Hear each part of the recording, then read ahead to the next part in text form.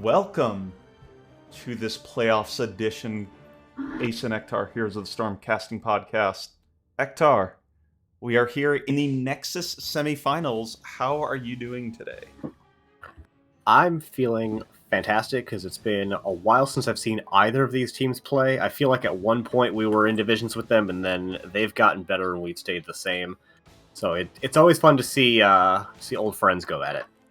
Yeah, for sure. Today we do have the 4-seed ProBUs against the 8-seed Minion Miners. A very interesting matchup that we have seen.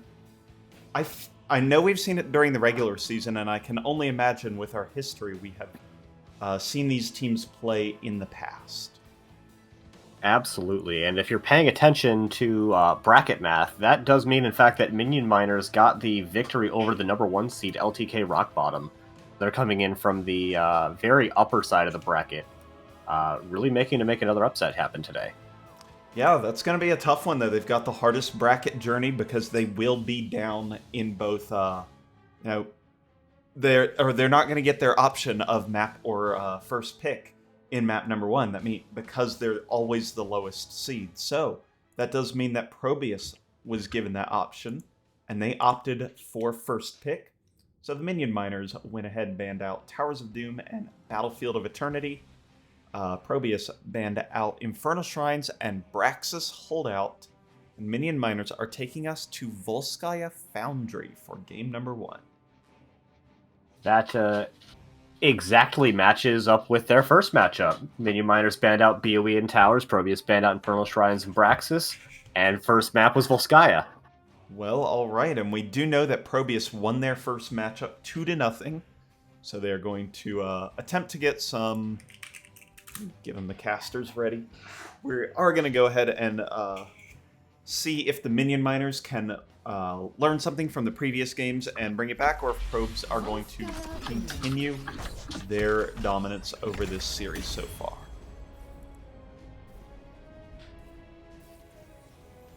Yeah. Having not played with or against either team, especially recently, but knowing how things have been since the most recent round of hero balance changes, I mostly expect to see targeted bans coming up from both sides, as I don't think we're really in a first pick meta anymore. Was talking to Danny about this, and when you don't have a couple of really OP heroes, and I don't think that we do, then you just go for what's good on the map. Yeah, I definitely. I lean towards that. I don't think it's quite cut and dry because I think Danny has a history of undervaluing certain heroes. Even when he had like a 59 win rate and was definitely only a pub stomper, and then continued to have a 59 win rate in NGS. So we do see Rhaegar and Johanna being banned out by the Minion Miners as if it was week 1 of NGS. So we will have to see what ProBUs opt for here with the first pick. The Lucio's a really strange first ban, I think. It's not like something Minion Miners have played a lot. Maybe they've been doing it in scrims or something, but they've only played it once in NGS this season. So it's a really interesting first ban, or it's really telegraphed, but that doesn't strike me as ProBUs' style. Not particularly, especially since I don't think Beat Drop or High Five specifically do anything that are completely unique to that healer. So, an interesting set of bans for sure. We do see some Zagara picked up by John Bunyan, 8-bit with the Anubarak, and Sage on the Leoric. So, the beginnings of the draft starting with Irby and Muffin still left to go. Yeah, and I don't know if this is just recency bias because our team has been trying it out, but I'm just seeing more Zagara recently, and I feel like it's been working out more often than not, so I'm liking to see it getting picked up by a player as skilled as John Bunyan. I'd really like to see what kind of value he gets done with it. Yeah, definitely. Zagara is especially powerful after 16 with the many forms of percent damage, so very powerful combination of abilities that she has later on. Definitely one of the best late game heroes that exists right now. This is where I think most of her power comes from. Yeah, when Zagara can get a combined like 7% percent damage, it's a lot. It's a whole lot. Alright, so we do have Blaze and Junkrat picked up to augment the Sylvanas and Deckard. So a lot of CC out so far for Minion Miners. They do have Blaze charge into Sapphire if Deckard opts into it, into the unescapable Scroll of Sealing, which can obviously set up a huge amount of area control over these limited area points. According to Crush, Lucio is seeing a lot of bans at the highest level of play. That's really interesting. I don't really watch a whole lot of Storm League or like CCL or anything, so I haven't been seeing that personally. But I would love to hear someone's explanation on why Lucio. Yeah, that's definitely an interesting thing. Is it hasn't been a huge priority down in the like low to mid diamond kind of range. So. Greymane and Anduin wrap out the draft for ProBUs, and Falstad is the wrap up for Minion Miners, giving them both global XP soak as well as a good mage, if opting for the Q build, and of course disengages in the Gust, and at 20, one of the most powerful ultimate upgrades in the game. Yeah, it's like a 4-second stun. It's ridiculous. Yeah, it's like Mosh Pit, but easy to hit. Come on, ProBUs, you know you want the duck. No. Oh, he was suggesting Deathwing. Did not know Deathwing was actually a duck. Yeah, I don't have anything to bounce off that. Yeah, I really don't know either. Oh, ban! Got him. God. Ooh, we're not buying followers, primes, and viewers. We got them all right here on the main NGS channel tonight. Can't wait for these Nexus semifinals, which are starting right the heck now. Get everybody in here. We've got on the left side of the map, in the blue trunks, it is ProBUs with 8-Bit on the Anubrak, John Bunyan on Zagara, Irby on the Anduin, Sage on the Leorc, and Muffin on the Greymane. And on the right-hand side, in the red, they are the Minion Miners, with Hemibo playing the Blaze, Marshall on Falstad, Kobo on the Junkrat, Wesker on the Old Man, Deckard Cain, and Sir Mac of Cheese on Sylvanas. Of note, no traditional solo laner on the side of Minion Miners. No, Falstad might be the closest to a ranged soul laner that exists, I think. But definitely Outside of no Rhaegar? bruisery one. Rexar, rather. Oh, yeah. Irby, despite knowing to run with scissors, has not run with scissors, so game 1 is over, everybody. Muffin actually full hearthing. Everybody's showing bold a lot of respect for their opponents here in the mid lane. Because that is what B-steps mean. It is absolutely just respect. That's a good one. As Hemibo goes ahead and puts in a little bit of engage and a little bit of poke damage onto 8-Bit. Respect ends once the minions crash. That's true. So that is the end of that. John Bunyan now taking the bottom lane and letting Sage rotate with the team, which is, I think, a quite wise decision against the Falstad, as Leo has no game in that matchup. Yeah, really good, very quick adjustment coming out there. Sage realizing that he can't really lane into Falstad, so they just put Zagara in there, and you don't really want a Leo in your 4-man, to be fair, but it lets you continue to get soaked really well. Basically have Leo double soak mid-top while the rest of your team taking camp, and you're nice and safe to do so. Yep, and that's exactly what we see right now, is Sage not quite able to double soak as effectively as he could maybe post level 4. But nonetheless, working that way as both teams pick up their turret camp nice and on time, so they'll be able to pick it up again once this first objective spawns. Yeah, so despite all the respect having been shown by both sides, really nothing pretty substantial is going to be happening early. 8-Bit trying to slow that rotation, but not enough to even keep them off a single XP globe. Rotational advantage slightly in favor of ProBUs, and they're going to send Muffin into bottom lane, but likely he just gets a couple of autos and then barrel rolls out. Yeah, it does get a whopping 1 auto, and then which bounces off the barrel roll shield. But now it is Leo double soak with the level 4, picking up not Neil Peasants, but rather the Paralyzing Rage. A little bit more of a team fight talent there, and instead, no, team's going to rotate out. So it isn't a dedicated double soak strategy, but it is capable when needed. Yeah, and for that gank into bottom lane, they lost 3/4 of 1 minion's worth of XP. That's that's a way to keep pressure up and not cause not put your team behind. So yeah, good to see. there will be times where that just works out and they get extra damage or a kill or something, and it costs them almost nothing for it. We do see Irby going to start this mercenary camp, probably with some help, because otherwise someone will have the Triglav before Irby's finished with that camp. Yep, that is the case. Meanwhile, the camp for Minion Miners is being completely held and unattended, so wandering players could accidentally stumble upon it, but I don't think that will be the case. Triglav terminal online. Take control of it to pilot the mech. Right, 8-Bit goes ahead and channels the objective here, so starts building up that percent to a second.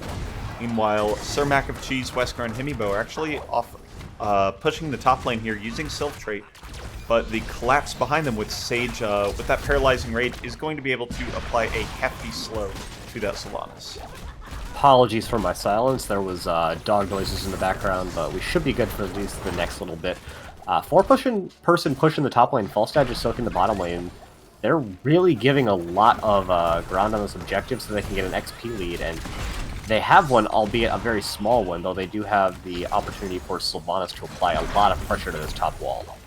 Yeah, this is about the damage a first Triglav gets, and that's actually forced a turret out from Muffin to help clear the siege camp up. And yeah, that's Minion Miners completely giving up objective to ProBUs, but we'll have to see how much ProBUs gets in comparison. For reference, it's about 1 tower, 1.5 towers, and a turret committed. Yeah, we did have John Bunyan already doing some really good damage in this bottom lane. I would not be terribly surprised to see the Triglav being played almost like the Dragon Knight, where you kind of dance around with it, let be in an area to put out pressure, and use the rest of the team to get the real damage done while they're overcommitting to defending the Triglav, and then as soon as they try to commit onto the team, you use that to siege in again. Also, I like that they're kind of trying to set up bottom lane, as it's usually the third Triglav that usually is more likely to threaten to keep. Yeah, so I've heard it in the bottom lane. The new meta. Muffin's actually going to get caught out, and a Leap of Faith from Irby is the only thing that saves them. So, nice job there. Bottom fort already down below half, and you know, Zagara was there too, putting in Zagara damage, which is probably about on par with the Triglav, but then can just get in the Triglav and be completely safe. Yeah, definitely. So yeah, I think as you were saying, they were working on bottom fort, and I believe that the meta, as I've been told, is that first objective goes bottom, second objective goes bottom, and if you're on the winning side of both objectives, you will get bottom fort out of it, and that's the equivalent of getting a well, and then also has a benefit of getting an entire fort. Mm-hmm. What these hero damage numbers are right now. We are topping out at 6,800. This has been a very passive game so far as we reach the level 10 threshold for both teams. More telling number, 47,000 and 4.1 thousand, or 41,000 coming out for the siege damage numbers. 8-Bit looking for some damage on a marsh hole, but really just buys space so John Bunyan and Muffin can secure the rest of this bottom fort. They will likely end up trading top fort out, and Tomb is used as a defensive cooldown to try and stop the team from getting out, but Sage is definitely going to have to walk away, so probably going to be, actually, with this quick piece of rotating, it's going to be about a fort for half a fort. Really nice play coming out from ProBUs here. Yep, they are going to be able to retreat to safety, so Minion Miners are going to be able to take that damage relatively unscathed, so yeah, nothing too major going out. Here's the first real big contested play, I would say, is ProBUs working on this region camp here in the middle, and it's going to actually go completely uncontested. Yeah, their opponents went to their own siege camp and didn't rotate away from it to make a fight there, so ProBUs gets away with that completely scotch-free. Yeah, I mean, we haven't even talked about really any talents now. A lot of the builds seem to be, as I would expect, opting not into the Sapphire for Deckard Cain, but rather the Field Study to be able to increase that potion effectiveness. But otherwise, yeah, everything else, including ultimates, looking fairly normal here. I've only played with a couple of specific Anubarak players, so not seeing Beetle build come out is always a surprise to me, but I don't think that's Anubarak. A previous patch buffing the W build. It is definitely a viable build in the current meta. Gotcha. We do have a full 5-man coming out from Minion Miners. We find the Light Bomb combo is going to hit on the Sir Mac of Cheese, and the Gust is good. It's going to get him out of there, but they did commit 2 turret support, but they find a kill. Yeah, Marshall goes ahead and dives onto John Bunny and gets a kill, and then picks up a second onto Sage. 8-Bit now getting very low, is going to burrow charge over the wall as Marshall receives sufficient support to get out, and now that is the first 2 kills of the game going in favor of the Minion Miners. Yeah, and this is certainly going to be top fort going down and a lot of percentage towards the next objective. We've also got Falstad in the bottom lane, going to pick up that soak and very likely going to pick up their turret before flying into top lane. That is indeed the case, as now Minion Miners with their kills do have about a third of a level advantage, picking up that level 13 just a little bit sooner, but with the turret and just a minion wave or 2, ProBUs will be right there should they want to contest top point. So Mac and Cheese and Marshall working on the bottom turret as well to even out that item disparity. I believe that was committed. Maybe, yeah, I think ProBUs might actually be ahead 1. They've got 2 turrets, and it looks like Minion Miners have 1. Yeah, but they're going to be trying to push into a forest of Deckard potions, which is a little bit difficult, although Hemibo is getting caught out, does have the bunker, is going to drop it, get that nice armor, and avoid a lot of that CC, and a big stay while. Doesn't lead to as much as I would have thought, honestly. Nope, 8-Bit commits to the wall, though, and Irby wisely pulls him out of that commitment. So the burrow charge used there, and now everybody's resetting. Look at the ults. We've got 2 available on each side, albeit the Curse Bullet a much lower impact ult than the 2 on Minion Miner side. Yeah, Sage just stepping up there to take out that Junkrat trap is going to take a little bit of damage, but they should be a-okay. Muffin takes quite a bit of damage. Huge Wailing Arrow is going to stop any potential further engage, and Sage is going to get taken out.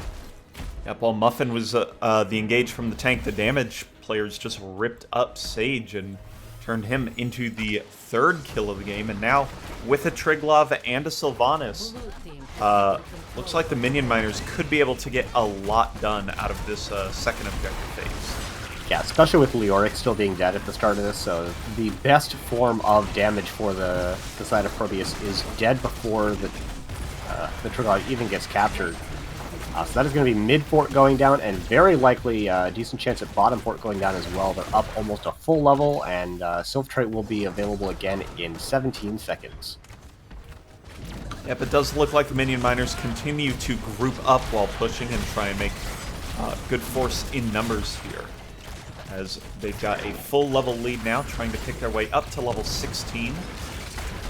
With 20 seconds on this objective phase, 8-Bit dives in and gets the Junkrat with the healer and the tank in the Triglav. There's nothing that could be done. Now with Sir Mac and Cheese in the cocoon, he will not escape, and that is a dive by the Triglav. 2 kills for ProBUs.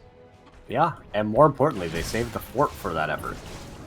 Yeah, and they'll have level 16s at the same time as Minion Miners, so again, big plays right there, and that Triglav is a scary investment having 2 heroes inside, especially when they're as critical as a tank and healer are.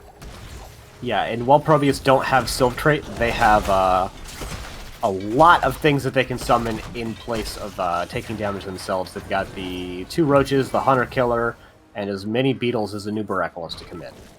As many buttons as he can press, which is usually a lot with that W build, so yeah, we do see, very importantly, the Corrosive Saliva, giving Roaches and Hydras that 1.5 or 1.75% damage, which tears apart enemy tanks very, very quickly. Really anybody, but especially those tanks. Yeah. Looking for a small engage in a Marshall, not going to find it as he does have the barrel roll available. A lot of focus into the top lane right now from ProBUs. The members of Minion Miners probably going to respond, but their tank is in bottom lane, so they might just actually end up rotating down there instead. And that seems to be the call that they're making. Yep, it is very important to them to even out this fort disparity in the bottom lane, but it looks like Probes will be able to make a reasonable defense for that. And, that means that, again, the Minion Miners' efforts to even this up will be thwarted, and It looks like as we approach the third Triglav here, no team really trying to force out a fight right now. Trying to push. Minion Miners kind of. They're looking to make something happen, but they're certainly not overcommitting to trying to get this fort damage. Yeah, it looks like posturing to hold ProBUs here more than anything else, but maybe if ProBUs gave them anything they could, but it's very unlikely. Yeah.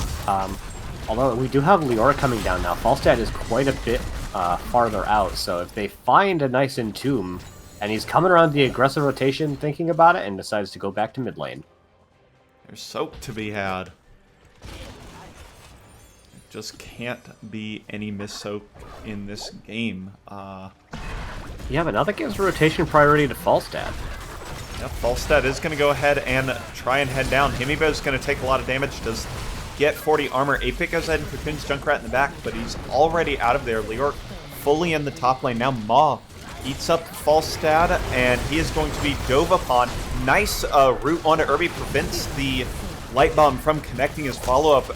Desperate Prayer leaves him in an awkward spot, and now that is a pair of kills for the Minion Miners. Sage rotating in on the back end of this to try and make something happen, but he's going to get stunned out and dropped very low to 0. 3 kills for the Minion Miners. Yeah, and they finally get that fort damage they were looking for, and instead of rotating someone onto the button, they are just pushing and getting all the damage into the bottom wall instead, and frankly, they've got Sylph Trait. Yeah, I mean, they can do this. I might commit Deckard to doing that. He's not doing a ton on this push. But still, actually, if they get the entirety of the keep, never mind any of that. Yeah, I mean, that Deckard is important for keeping up that sustain that may be needed, and sure enough, they're going to go ahead, barrel all the way through bottom keep, and pick that up, grab turrets along the way, grab level 20, and now ProBUs are in a precarious position. Yeah, this reminds me of not Paradox's 1v1 tournament, where it was won by a Zul'jin who, in the final round, lost a lot in the early game, won one interaction, and then just got so much damage off of it that he was able to win off of that. And that's exactly what happened after that last team fight. The first one that they really won in the late game, they pushed through 2 buildings and are probably going to get a full objective off of it. Yep, and it's going to be ProBUs who are going to have to defend this very, very carefully. They're going to go ahead, get some value elsewhere. Muffin and John Bunyan, as well as the rest of Probes, really pushing out this top lane, and there's nothing to defend in the bottom lane. So there's really nothing that the Minion Miners can push down for this while they trade out this damage. So this is just free damage for ProBUs. Yeah, the only thing that they can do is just kill the minion wave, and that's exactly what we saw Sage doing, but obviously can't push up any farther than that. The whole team is going to back off, and this Triglav often ends the game. We do have Deckard in the Triglav, and it is not endless potions, so he will have to get out if the team requires healing. But this is definitely a game-threatening push. Yep, well, the Entomb comes through. Kobo is the target of some engagement. 3-person Knight, or Maw almost kills Kobo down to 90 health, but he is going to be able to maybe heal up. I think they're going to do a little bit of a shuffle on people in the Triglav. It's Deckard's in there currently. Yeah, Himibo actually going to take a ton of damage as well, and he'll be taking out Sir Mac of Cheese and Marshall, both quite low as well, and with all of that percentage damage, including the completed level 7 from Zagara, they're going to chonk the Triglav, and it cannot continue to stay in this bottom lane. They're going to chase it down and maybe even look for a kill onto one of them when it pops. Now, you said this Triglav often ends a game, but it's also very common, especially in the bottom lane, for it to push into an unwinnable position. Kobo is going to go down here as Muffin goes with him on the Junkrat Wild Ride.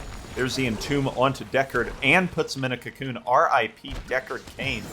Leah never wanted to see this. Goodbye. 3 kills, or 3 total kills for Probes, and they'll be able to push wherever they would like on the map. Yeah, they're going to use their Sylvanas we have at home.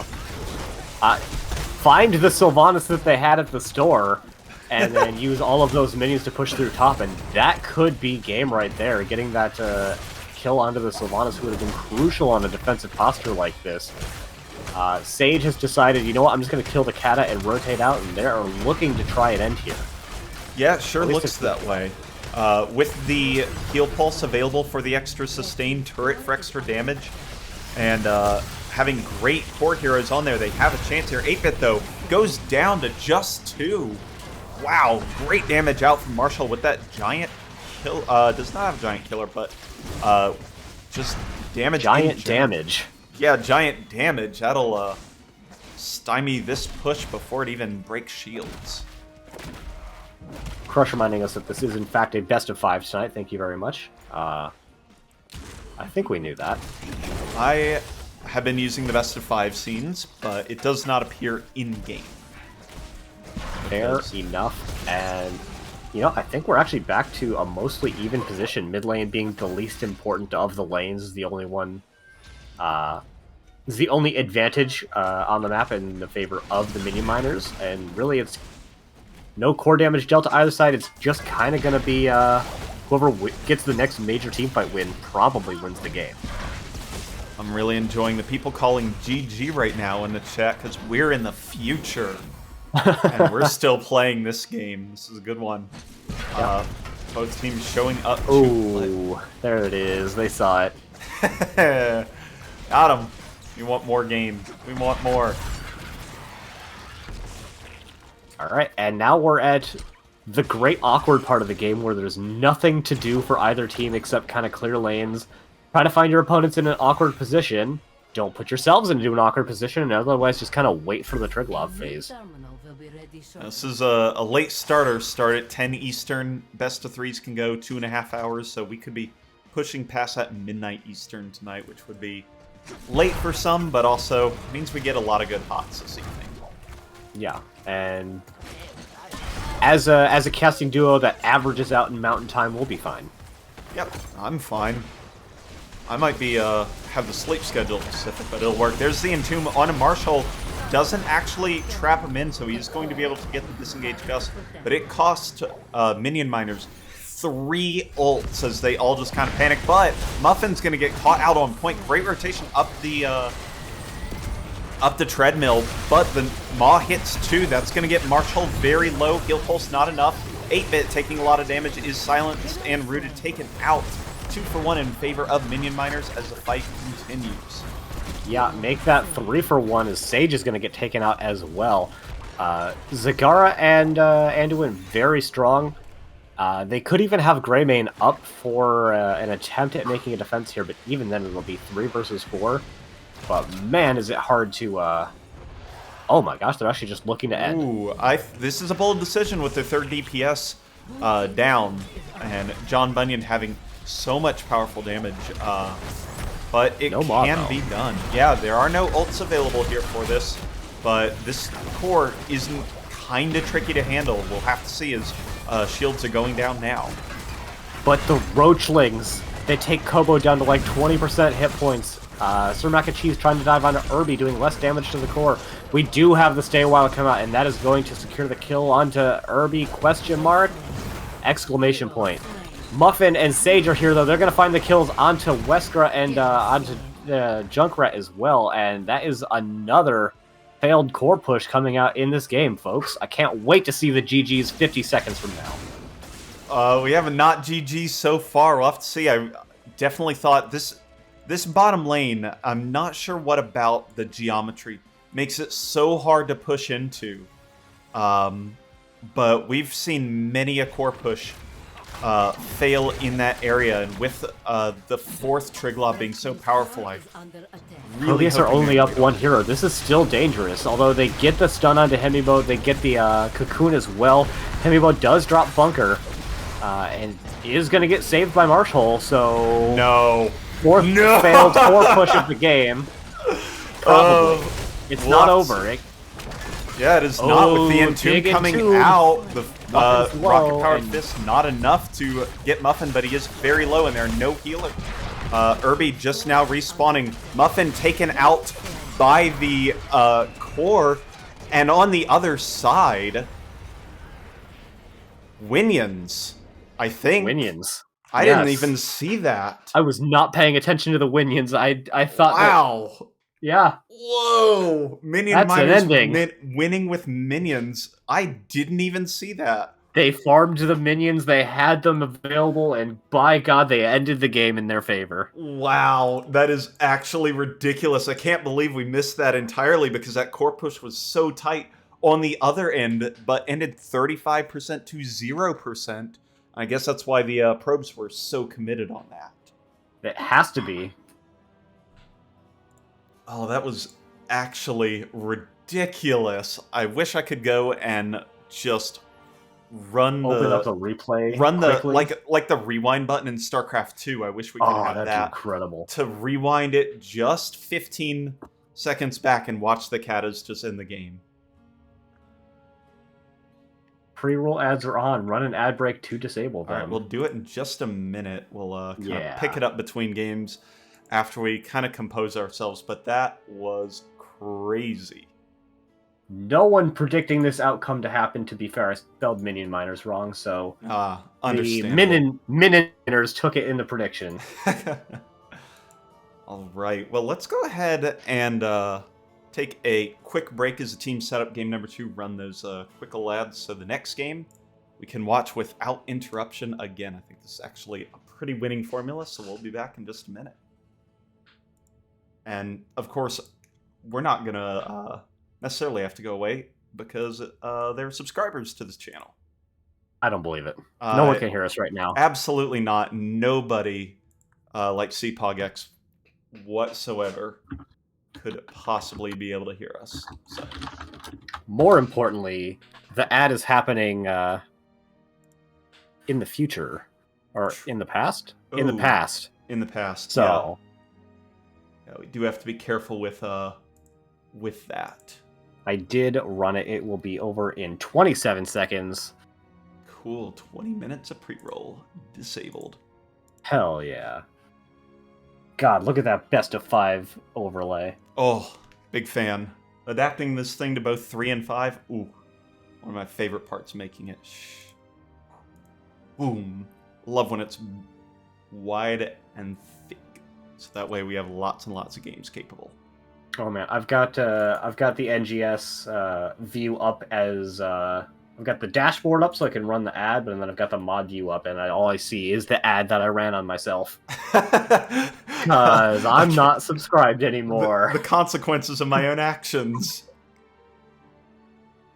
So that was a crazy even game, and it is ball in ProBUs court as to where they want to go. If they want to make or if they Minion just Miners want to get a style. map pick, or if they want to take first pick again and have Minion Miners go. Now there are 3 large maps left after bans here with Sky Temple, Cursed Hollow, and Alterac Pass, and 2 of the smaller maps with D-Shire and Tomb, and it looks like we are on Dragonshire as chosen by Minion Miners.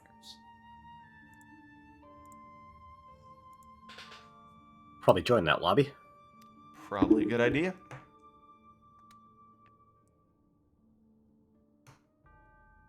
So, good things to say on both sides. That was definitely in no way any kind of stomp. Good combos on both ends, back and forth. When the combos landed, ProBUs won the fights very decisively. And when they really didn't work out, Minion Miners were able to put a great counter engage on and make it work. So, really solid work overall. Yeah, and in a way, these maps play out kind of similarly. There's no direct phases where you have on Volskaya for like, this is the time to do the objective, and this is the time to do macro things. It's kind of both on Dragonshire, but the geometry of the map is pretty similar. The camp tempo is pretty similar. And also the objective that you get for winning the reward for winning the objective is also quite similar. So, I mean, with as good as the first game was, I would not be surprised if game 2 was just as good, though maybe with less failed core pushes. I mean, the viewing audience can be the judge. Would we like to see more failed core pushes? I mean, they're pretty exciting, but also... If you like failed core pushes, look up most of my NGS games from last season. Oh, pain. So, yeah, looking at, Dragonshire's map, it is one of the, I think one of the most dynamic maps to play. Lots of rotational capability, lots of, use of different types of heroes, either defensive, holding an area, mobile heroes for ganking, etc. There's a lot of different strategies that can work on this map. So, update, this continues to play out exactly like their first match, with the only difference being who won. Yep. Last time ProBUs won Volskaya, and then they also won Dragonshire. We could see the complete inverse coming out if ProBUs lose the second game. It'll be the same map bans, the same map picks, with the only difference being maybe who won them. Yeah. In either case, when we hit the third game, things will be different, because there was only 2 games the first series. People demand Artanis. Artanis would never fail a core push. My Juice Pirates comps would disagree. It wasn't a failed core push. It was what just... What does that mean? I was a TLV game. Just become the whole game. The StarCraft one or the original one? Ooh, hopefully the original. Yeah, I had trouble with it. Well, not that it was like a difficult or challenging game. It's one of those old games that kind of doesn't hold up anymore, just because the gameplay is not as fluid as you're used to. Yeah. All right, we've got readies from both teams and the casters, and nobody's starting the lobby. They're talking about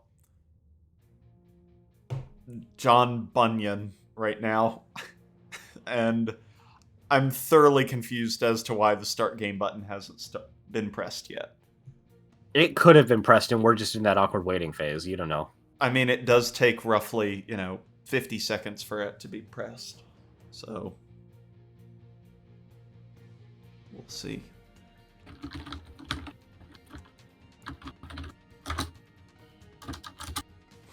What are we waiting on? Good call. We're ready. Okay, I'm we're pretty gonna sure get. I saw readies from both teams. We did. It's we've 8-bit been ready, Marshall ready, and Casters ready right before it. Is there a more passive aggressive preamble in the English language than "as per my last email"? Okay, we do have a. Sorry, just a second. Okay. From 8-bit. All right, drops the second ready. So, drum roll. We got it. That. No, please don't. Instead, we do have the D-Shire draft starting up now. And we will have to see where the pivots occur and what strategies these teams choose to employ for this map. Because it is... I'll pull what happened last time. Yeah, I mean, similarly in power, the Dragonshire core is ridiculous. They keep... Yeah, the last time they also banned Lucio, so this is apparently not a new thing that they're doing. Nope, apparently not. This is just kind of a good thing to do, apparently. So, Ektar, how about playing some Lucio here in the near future? I do need to play more Lucio so I can figure out what I can get away with and not feed. Yeah, the Lucio feed meter is A-okay to have in Aram, and that's about it. He's also a hero that you have to kind of play on the razor's edge of, if you're not playing aggressive, you're not getting value out of your hero, but if you're playing aggressive, you're getting close to killing yourself, so... Yeah. Alright, so Muffin's going to opt for an early pick Lunara. That was banned out second by ProBUs last time, so clearly some very high priority on that hero so far. Yeah. Last time they actually did go into the Zagara again. I wouldn't be terribly surprised. I think it'd be a hard call to say that Zagara is the reason that they lost the previous game. and I think she's even better on this map. Yeah, the Maw as a void prison we have at home without having to commit to a Zeratul is actually quite good, and also having percent damage. Like, the setup with Maw has been very excellent, so seems to be pretty stinking powerful. We will woo. Alright. You do you. Varian and Hogger picked up by 8-Bit and Sage, respectively. And, yeah, not a whole lot to say about that. Wonder what their follow-up to a taunt would be, assuming this is a taunt.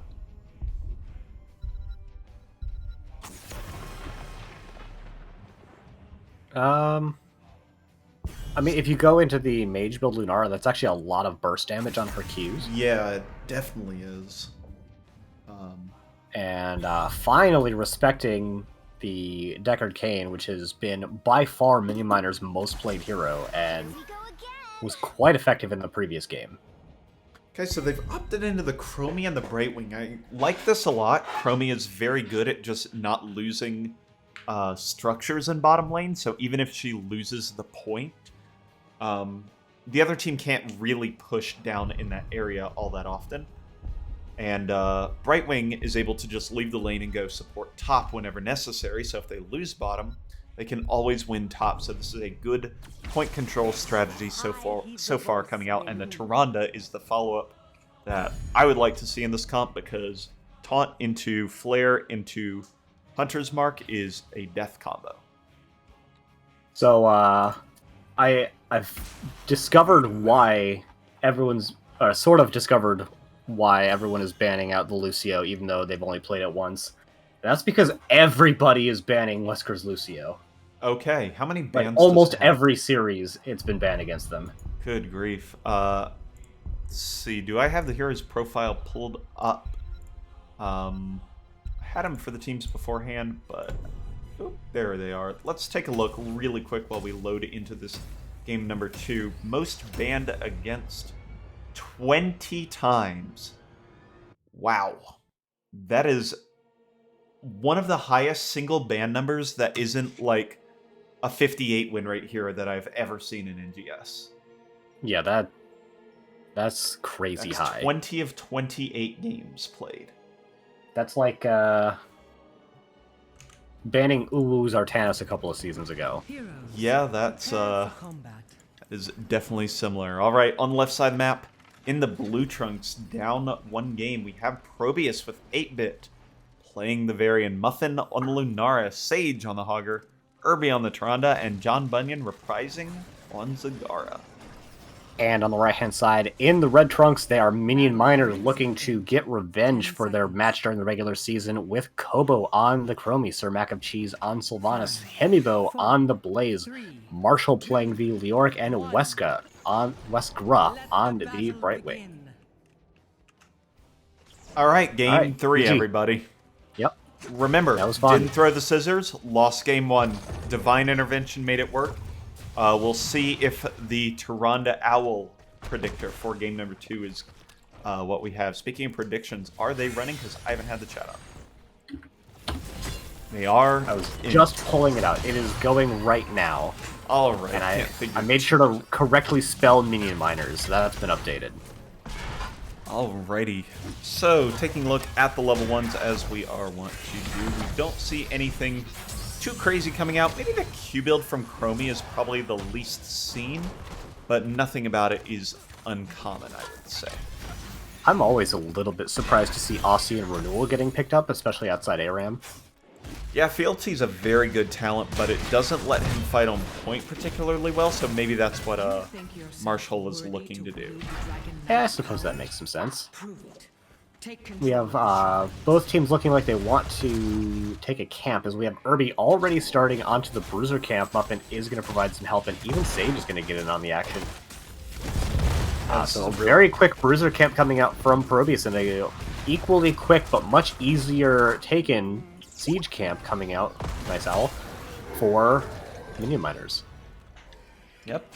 That I'm curious if they're going to support the Bruiser camp in the top lane or just let it push as wow, actually Minion Miners opting to take this bottom Bruiser camp now. I believe that's scouted. It is scouted from the Owl, but there's very little that ProBUs can do about it because they're missing a hero right here. Arian is not a hero yet. They just upgraded their slightly overpowered minion into a hero. Taunt variant is online, and Himibo, looking like he's going to be the first target, did get hit with the Lunar Flare, but 8-Bit taking a lot more damage than his contemporary on the other side. Yeah, a lot of damage put into him as he kind of found himself into an awkward position with not a lot of follow-up there.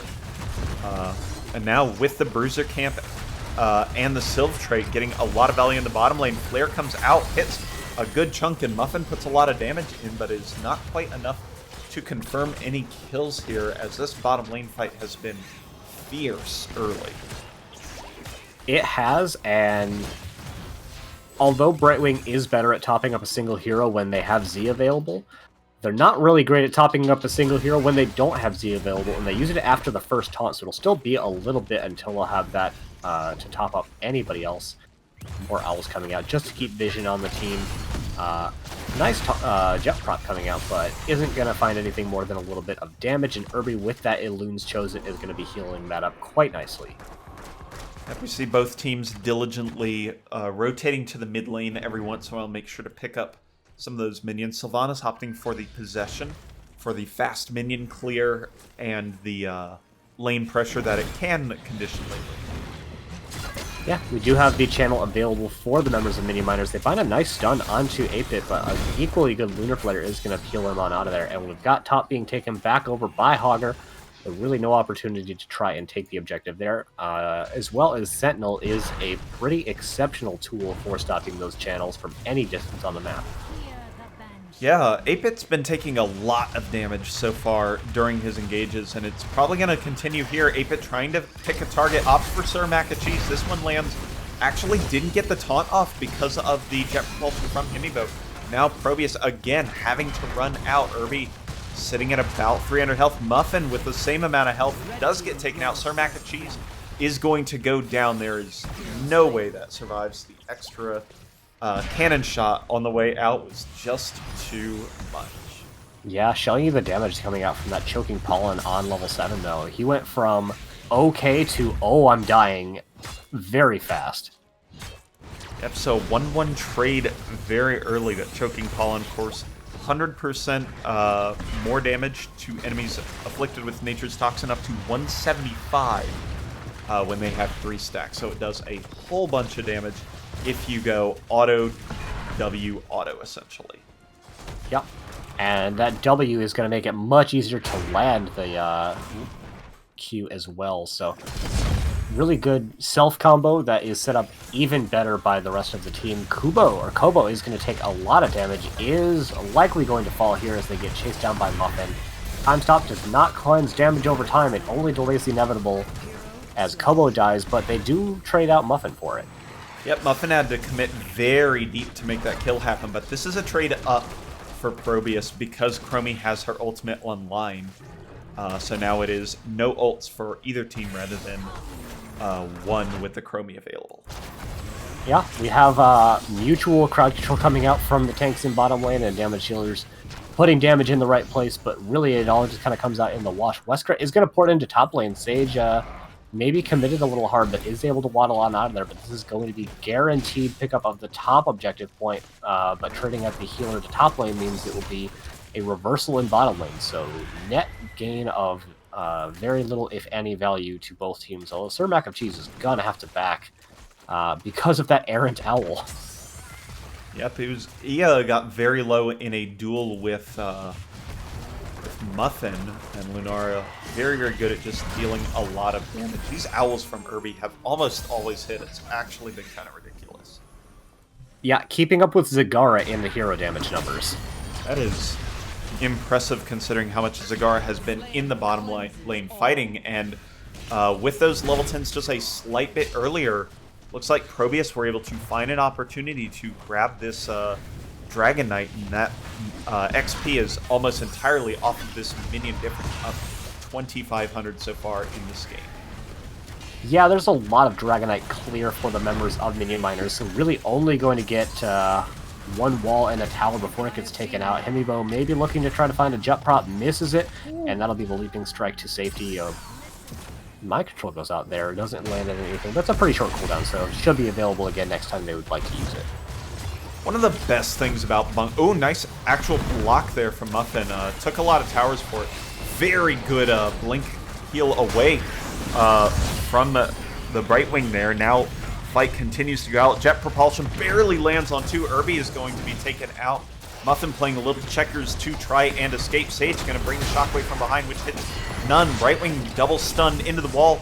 Blink heals out while Muffin is chased down by Marshall and back. 8-Bit, protected by the way, is still going to get taken out by more sand.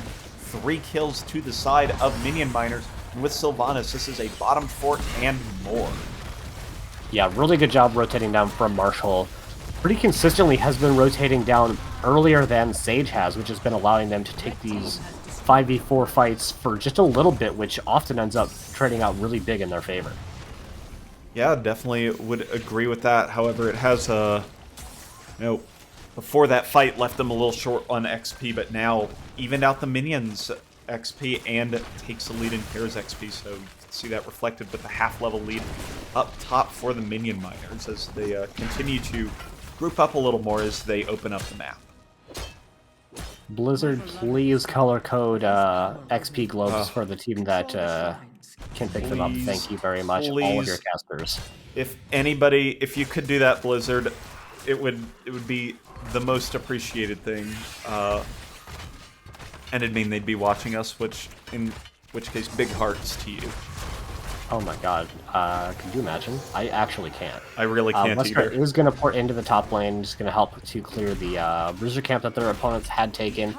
8-Bit may be looking to try to find something, but with the vision provided from the Peekaboo on Brightwing, not going to be able to find anything, and we are back to relatively even, 1 building advantage for the Minion Miners, but that's not a huge deal as it is in the bottom lane, which is the lane that the 4-man most often is, but Hemibo is in a spot right now. Yeah, it's not a particularly good spot to be in, but with the awkward angle that everybody had to approach at, he is going to be able to escape with most of his health bar intact. So, again, ProBUs not able to find anything as they continue to go in. This time they might try and get something, get a taunt out onto Chromie.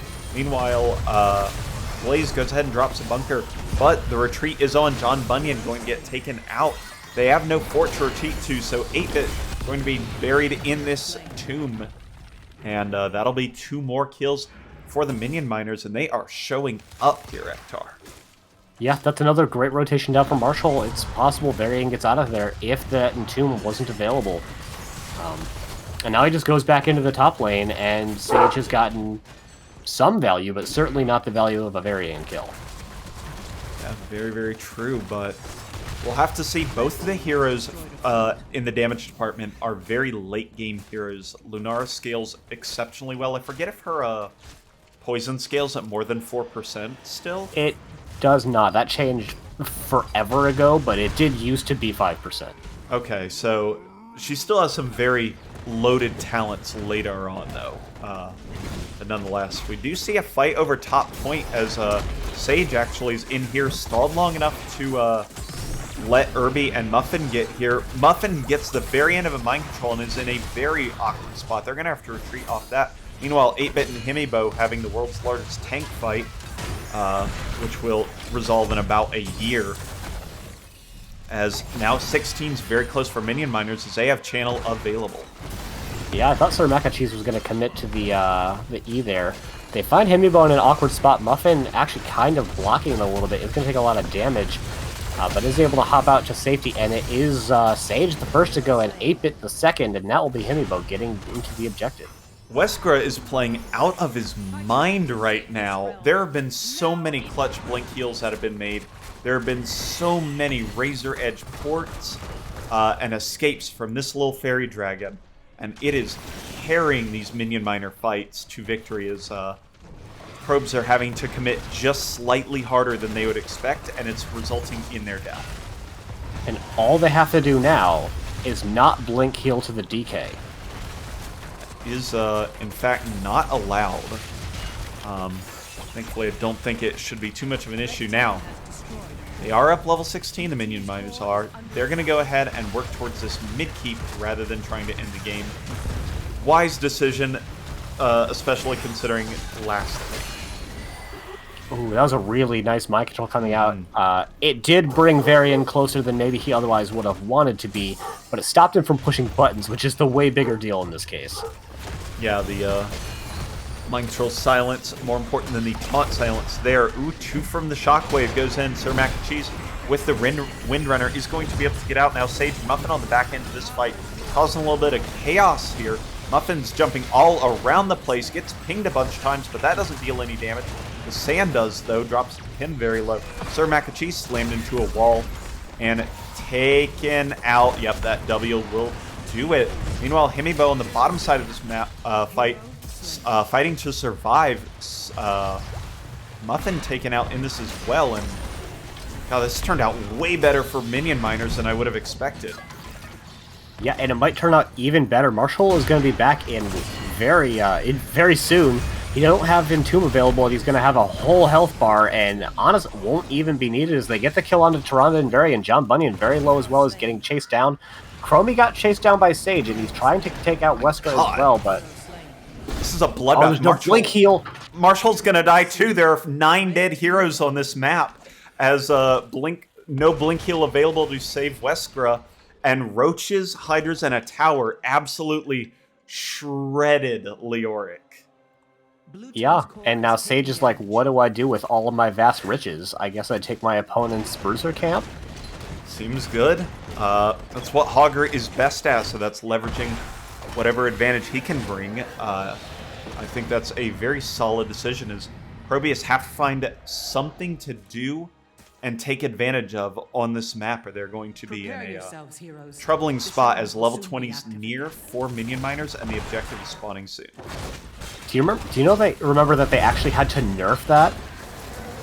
It used to be even faster. Yeah, the hog spin PvE. Yeah. Yes, it was ridiculous. It was kind of insane. It definitely is. When all is said and done, it's still definitely in Minion Miners' favor right now. Even if they did lose the last kill, they're definitely still up in XP, and they're up quite a bit in buildings. 8-Bit is going to find the taunt, but that is a lot of follow-up damage, and Sir Mac and Cheese is going to get absolutely blown out there. Himibo dropping the bunker, but isn't going to be able to get to save him in time. So I think that was the first taunt flare Hunter's Mark combo that has led to a clean kill. I think you're right, which is really not the game you want to be playing. Yep, but, you know, if you want to get him right before level 20, that's a great time to start getting that combo to work. So, and that gives them a player advantage and basically a free path to their own level 20, which will be a significant upgrade to both teams, of course. Yeah, and because that kill got taken out, and with all of the vision provided by the Banelings, the Sentinel Wisp, and especially from the Sentinel itself, going to allow the members of ProBUs to take this camp, even when they were down 20, knowing that their opponents hadn't started it and were still down 1. Sage in a bit of a spot, though, is going to no control to stop himself from getting entombed, I guess, but that is going to be his death, although Wesker is quite low. Yeah, Wesker gets taken out. Muffin can deal an absolute ton of damage, and that's 3 kills very quickly for the scaled-up ProBUs comp. The Roaches and Hydras able to take care of the Leoric, and Muffin just playing a little bit of checkers in the back over the Chromie lands the kill, and that's all of a sudden, I think, the first control that ProBUs has had in this game. Yeah, I think you're probably correct. We do have Muffin going into the top lane. Leo won't be back in time to try to contest this, and this could be I think the first objective. It's not the first. They got It'll the be the very second, first but the one. first one in a long time for the members of ProBUs, unless this Minion has something to say about it. Cursed. Oh my god. Cursed. He even put down the banner to try and take the shot. Do they shoot the banner? I don't think they do. They clearly didn't there. So, you know, not flag. They do not mind flags around here in Minion Land. So, you know, that's DK here for ProBUs and 8-Bit in there is going to absolutely shred this bottom fort and or mid fort, and then head down to the bottom fort to pick that one up and go a long way towards evening up this structure deficit they have. Yeah, but they're actually just going to lose Muffin there. Got engaged on really hard. It looked like it was a mind control pick. And with that now being literally a basic ability, I mean, it costs nothing to try, and sometimes it nets you a huge kill. Yeah, bringing the cooldown to, what, 15 seconds, I believe, is kind of insane, so... Yeah, very good level 20 upgrade there, and they're keeping the pressure on 8-Bit. Wow, that was a lot happening right there. Was that the Tyrande 16? That was Celestial Attunement. Yeah, I think that cleansed it. Yeah, because it removes silences, which is a rare thing from a not hard cleanse, but it absolutely did that. That's an awesome little interaction that might counter this mind control. Yeah, I think that's a huge adjustment coming out. Big Entomb is going to find a lot of damage into the Hogger, but actually not as much damage as I would have thinking. That 65 extra healing is working out huge for Tyrande's otherwise unimpressive heal numbers. The no control is going to find a lot of damage, but that is all it's going to find, as Muffin is just coming up now. A slightly ill-advised fight there as ProBUs fought down 4v5 and tried to make something happen with the two-person Maw, but overall couldn't quite make it happen. So now they are back on the back foot as they have no structure advantage around the map, and they are down a player. Yeah, it is hard to push into keeps, but they have incredible pick potential, just being able to throw out that mind control really whenever, and Entomb is already off cooldown once again. Yeah, that Entomb is such a powerful ability to have up every 50 seconds, so really going to have to see what Minion Miners do. I think they might just poke this out with the Chromie Pierce and even Sylve if they so desire, but I think this is just a very slow poke for a keep. Yeah, Hemibo even contributing as well with the oil spill jet prop, not jet prop, flame stream. And with that Chromie, that is going to get the kill. We had the taunt come out, but no one was there to really follow up on it. Big Polymorph is going to stop 8-Bit from doing anything. Hemibo is, Muffin going to do a ton of damage to Wesker. Is going to survive. Sage is low, actually uses the terrain to block Hemibo from getting that jet propulsion. That's Leo going to be falling. Yep, Muffin dancing for his life in the back, but with the Windrunner from Sylvanas, not actually going to find the kill. YOLO Mind Control thrown out, so that is a clean pick there for ProBUs, and now they will have a little bit of priority on the map as they might try and walk into this, but it's 4v4 at best. Oh, Muffin, what are you doing? He is allowing Minion Miners honorably to get back into the game. Well, don't want to take an unfair advantage where one team has more players than the other. That would be very rude, and that is, very beneficial for the Minion Miners. They're going to go ahead and turn around this engage onto 8-Bit. Now 8-Bit's going to try and stall for his life, while also Irby, stuck in a Silence Entomb, is going to be able to get out because Silence Entomb does lower its duration by 1 second. But now ProBUs, once in a favorable position, have quickly found their way into a hole again, as Dragon Knight looks to be the priority here for Minion Miners. And speaking of holes, Marsh Hole is going to rotate into the top lane so that they can get channel over this objective. ProBUs have identified this as the likely play, have rotated the rest of their remaining team members into the top lane to stop that from going through. Brightwing is going to commit to the port, but it is not going to save Leoric, and it's also going to find Wesker dead. There's a big number of minions in bottom lane, however, and we're not going to disregard the pressure again, Ace. Nope, we're not, and in fact, John Bunyan's already out of it, but that's left Irby and Sage left to die here. Irby not going to die, at least immediately, is waiting for that heal to come off cooldown. 5 seconds, so not going to get it anytime soon. Muffin trades out for Sylvanas, or rather helps Irby trade for the Sylvanas, so an even trade there. 3 players up for ProBUs, 2 for the Minion Miners. Huge trade for ProBUs, though. Trading out 1-for-1 is incredible when Minion Miners had that much momentum on their side, but it's not enough to stymie all of the momentum, as the objective is going to get channeled in favor of Minion Miners, and now they have the real Dragon Knight channel available in mid lane. 8-Bit and Muffin are there to try and make something happen, but they are sorely outgunned in this point. Yep, and very importantly, Brightwing will be here in just 8 short seconds to be able to port into the middle of this fight. Muffin does dodge the Silence Entomb, but can't actually get into this fight because of the terrain block from the Entomb. 8-Bit goes down, and now the push is on, and Hemibo channels this very critical Dragon Knight. Yeah, and a 22-minute DK. Just gonna barrel through mid lane. Bottom lane is already pushed in all the way towards the keep. Gonna kill the catapult, but that is not the threat that they really have to deal with. Muffin doing some fancy-dancy shenaniganry, trying to stop the DK kick, but I mean, he's doing good damage, don't get me wrong, but... From the roaches. This God, is that DK already died dead. so Good fast. Lord, Oh my that Lord. DK is already dead. The core's only at 88% when it pops. This might not be enough. We'll have to see as Wesker goes in onto Hemibo. And that's not enough. Leora gets taken down. No control is weirdly stopped in the middle of all of that. Hemibo now very low, but Muffin goes down. Irby trying to find things to auto-attack, and that's not enough either. Sage does find, or rather, John Bunyan finds some Zerg kills onto Brightwing, and now there's no sustain on this core. Yeah, Sir Mac and Cheese is doing what he can, but what he can do is die to the core shot. John Bunyan and Sage trying to chase down Kobo. Hemibo committing to the defense, but it's going to put himself deeper, is able to walk away, and Ace, if I've learned anything this match, it's that Hydralisks do even more damage than I think that they do in StarCraft. Yeah, that is absolutely ridiculous how fast that DK went down, and that makes this the 5th failed core push of this series so far. As these games have been ridiculous, and this one in particular is a bloodbath. 42 kills between these two teams. Can we get a 6th, though? That's the question on everybody's mind here in game number 2. And you know, Ace, the reason that I think we underestimate the power of Zagara's percent damage is most heroes, when they have a big number of percent damage, it's capped against vehicles.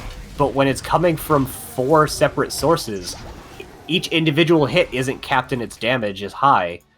So Zagara with the multiple instances of damage actually makes it much more damaging.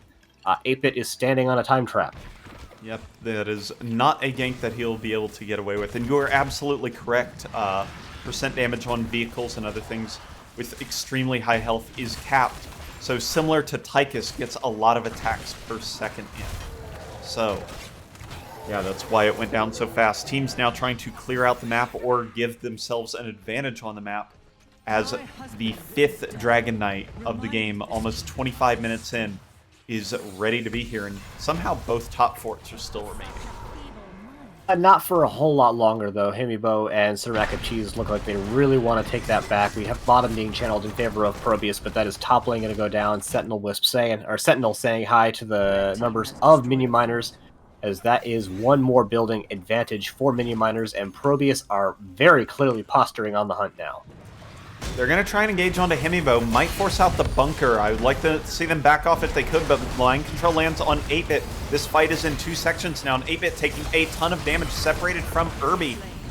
Sage is going to be the first to go down. 8-Bit second. Marshall is going to get hit by that double flare. Does get taken out as Muffin's damage is too much, along with the Zerg Kobo now sitting in dangerous territory as well, but Irby taken out. Kobo counter-killed. Ektar, this is ridiculous. No definitive fights being won anywhere on this map, and now it's going to come down to a 3v2 in this area. And you know, I don't... Oh, huge poly is going to secure that kill. John Bunyan, it's a nice maul, but he's just going to have to leave, at least until he gets roaches available to chunk down Hemibo some more. But I think if they pick up the DK, that is going to be all it, but for the crying for ProBUs.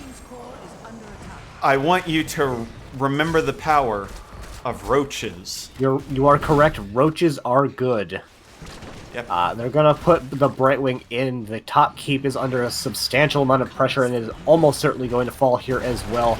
And Ace, I'd love to see it. Can we get a 6th core push fail? We will have to see. This is going to be a hard one to defend, though, but Minion Miners are giving them the best shot they possibly can by staggering in one by one, and the healer yeah, no in the way. DK. No. just marched God, down with the teeth. it's getting torn into pieces, but it just is not enough for ProBUs, and that is going to be the 2-0 lead for Minion Miners. So a complete reversal from the from their original season, set. yeah. So we're going to have to go into extra games to see how they, settle this one out. But ProBUs match point for up to the next 3 games. That one though, that was a ridiculous game. I don't often use the term, but I think it applies here. Slobber knocker.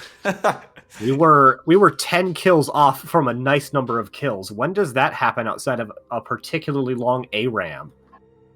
When you're on stream and math dictates that it's 20. Is it 20? Oh, you're so right. Sorry, Ektar. Math I on was stream excited. cursed. I mean that's a football score worth of kills for each team, though. Actually true, yeah. How do you... That would not be an easy football score to attain. No, you need to make that a 21-28 and it's good, but... any fans out there know if 27-22 is the score got me? I know it's possible because you could just get a 2-point conversion on one of the of them for the 22. I don't know how you get to 27 necessarily though. Yeah.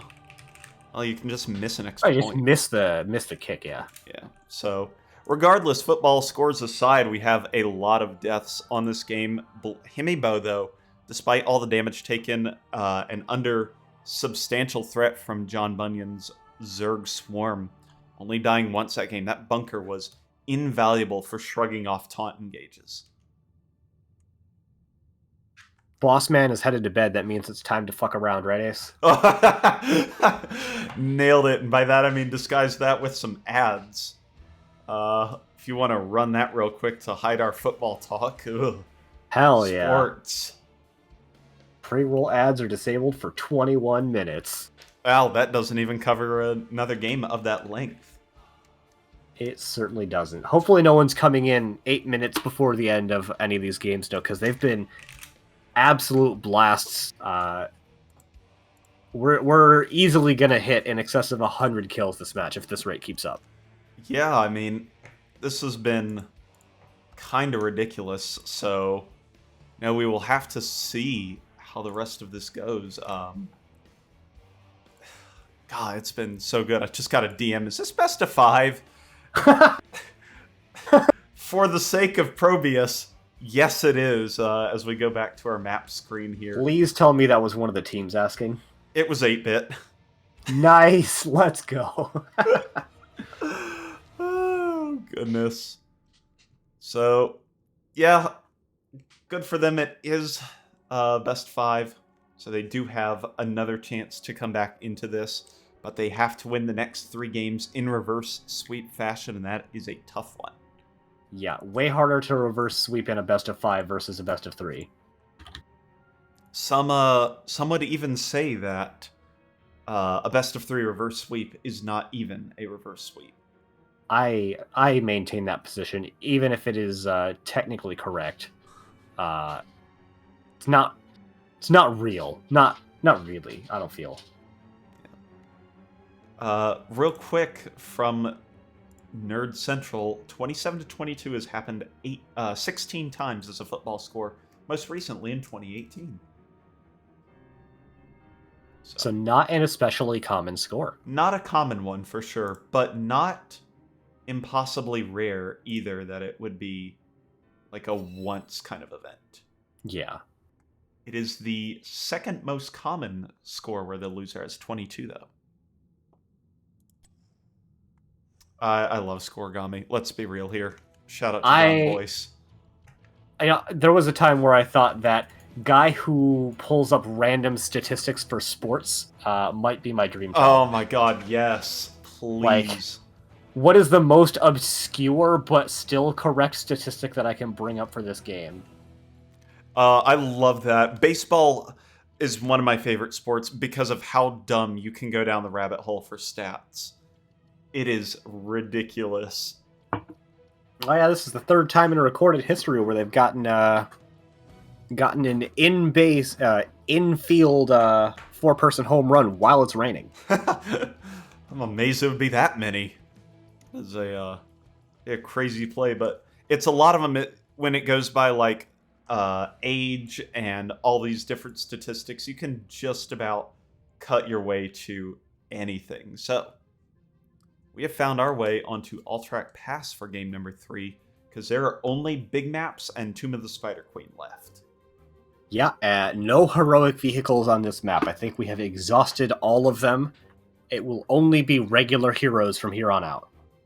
Yep, for sure. I'm going to take a quick break, and I will be back in about 30 seconds if you want to entertain the audience, Hector. Sure. So let me pull up Stats of the Storm and see what the teams have done in the past on this map. Looks like it was chosen by Minion Miners. Once again, we have ProBUs opting for first hero pick. Hasn't worked out for them yet, but that definitely seems to be the strategy that they are favoring. I mean, it's not an especially good Lucio map. Maybe just let it through so I can see what the big deal is. As a healer main, I'd really appreciate that.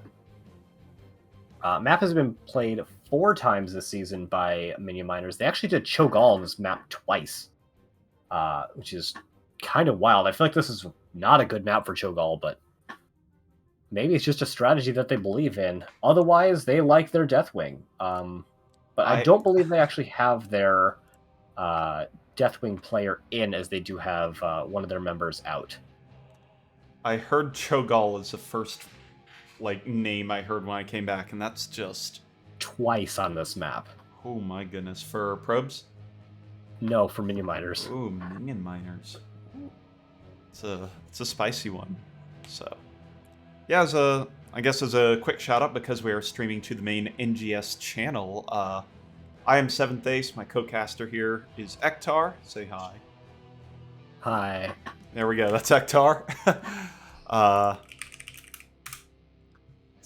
We do a bunch of NGS streaming in general, do about a cast a week, maybe a little bit less depending on how busy our play schedule is for getting a match done. Which means it'll only be 30 weeks until we get that coffee cup. Oh, thank goodness. And I think we have to be getting pretty close, though. We've done this for a good chunk of seasons, although they didn't backfill previous to, season 11 or 10? Something like that, yeah. I think we're close, but not quite there yet. Yeah. And I'm really looking forward to it. It'll match with my my NGS coffee mug. Wow, I know they are where different. could you get that? That's not going to be in at the same time, but yes! Yes, the command does work in this chat channel. Thank you for whomever set up Nightbot for that. That was probably me in the past, so good job, Self, right in the before past. the meat hall, probably. Yeah. So yeah, check out the NGS store on Shopify. We have a whole bunch of cool print-on-demand items, such as the coffee mug, a couple of t-shirts, even some nice underwear, I think. Yeah, that's always a little bit of fun one, as, I believe could have a end-of-season something or another coming up here pretty soon with the store, but no. Yeah, I don't think it's unlikely that we have an end-of-season sale, or I know in the past we had done some giveaways for people who do the end-of-season survey. I think they are store-related this season. Ooh, exciting. Always How do you train your voice for a game like this? talk a lot. As a caster, I don't. I just talk. Yeah, And then this is just stop what we talking do. and allow my friend to start talking. Yeah, I mean, we just do this and we talk about this game for an entire series and then another series after it. So, this is just kind of par for the course for us here. Alright, well, we have completely ignored the draft because the bans went exactly as standard, and honestly, the picks have been pretty standard as well, with Sylvanas and Leo again for the Minion Miners, but a little bit of deviation for ProBUs, as Junkrat, Dahaka, and Anduin are the pickups so far. Yeah, Anduin coming back from that game number 1. Junkrat coming back, I think, also from game number 1. Dahaka, was he played already? No, Dahaka has not been seen this series so far. All right, well, it's a great map for him, as it is gigantic and requires a lot of minion soakage, and Dahaka is good at both of those things. So, Well, Ghost Wolf, good news. You don't even need to mail a meatball sub, albeit that doesn't sound particularly good after some days in the snail mail. You can absolutely join the Discord and try to find a team for the next season. And, that'll give you a chance to be... I mean, we have, what, a 60-70% casting rate for our matches, so it's... can really, get to enjoy some of these. Yeah, and casting numbers fluctuate between seasons. A couple of seasons ago, it was down from where we're at now. A couple of other seasons, it was up from where it is now. It just depends who has the interest at the time. It's not the world's most popular MOBA. Surprise, surprise. So, as interest from individuals waxes and wanes, we get more and less people casting. Ace and I have been casting about the same rate basically the whole time because this is the game that we play. But, other people, a little bit less of a commitment. Yeah. Or more. Some people have turned it into what they get for a Twitch partner and everything like that and, try and build a career out of it. So, it's very, very cool. And, yeah, we're here just to have fun with it, but nonetheless. All right, this draft has kind of occurred while we went on about other things. Anything particularly exciting about it? Like... It does seem fairly standard across the board. Sorry, the thing that's got me excited the most right now is talking about a chicken finger sub and explaining it to some people who have never had one. It's so good. I want one real bad. They don't exist in San Diego, and it makes me sad. All right. One global for each side. Maybe two if ETC decides to go dive. That would be a little bit spicy. The only thing I think of note out of that draft as well is that 8-Bit actually picked that by force of Blizzard at the very, very end. Now, obviously, could have had it hovered, but could indicate some indecision on his end. So. All right, I'm going over here to start. On the right side of the map, in the red trunks, we have the team up 2-0, enacting their revenge from the regular season. It is Minion Miners with Kobo playing the Li Ming Westgra on the Bright Wing again. Sir Mac of Cheese on Syl for the third time. Marshall on Leork, and Hemibo on the ETC. And on the left-hand side, in the blue trunks, looking to get the Co-Caster Blessing to take game number 3, they are ProBUs, with 8-Bit playing a Nubarak Muffin, bulking around on the Vala. John Bunyan standing still on Junkrat. Sage is playing the Dahaka. We've got a pause on the field because Irby has not yet left the core for biological reasons. All right, team's ready up. Do we get the countdown, though? Yes, we do, even though it doesn't matter. We do get the count. We're at 0. I kind of get it, even though it's silly. It's impossible to be anywhere else.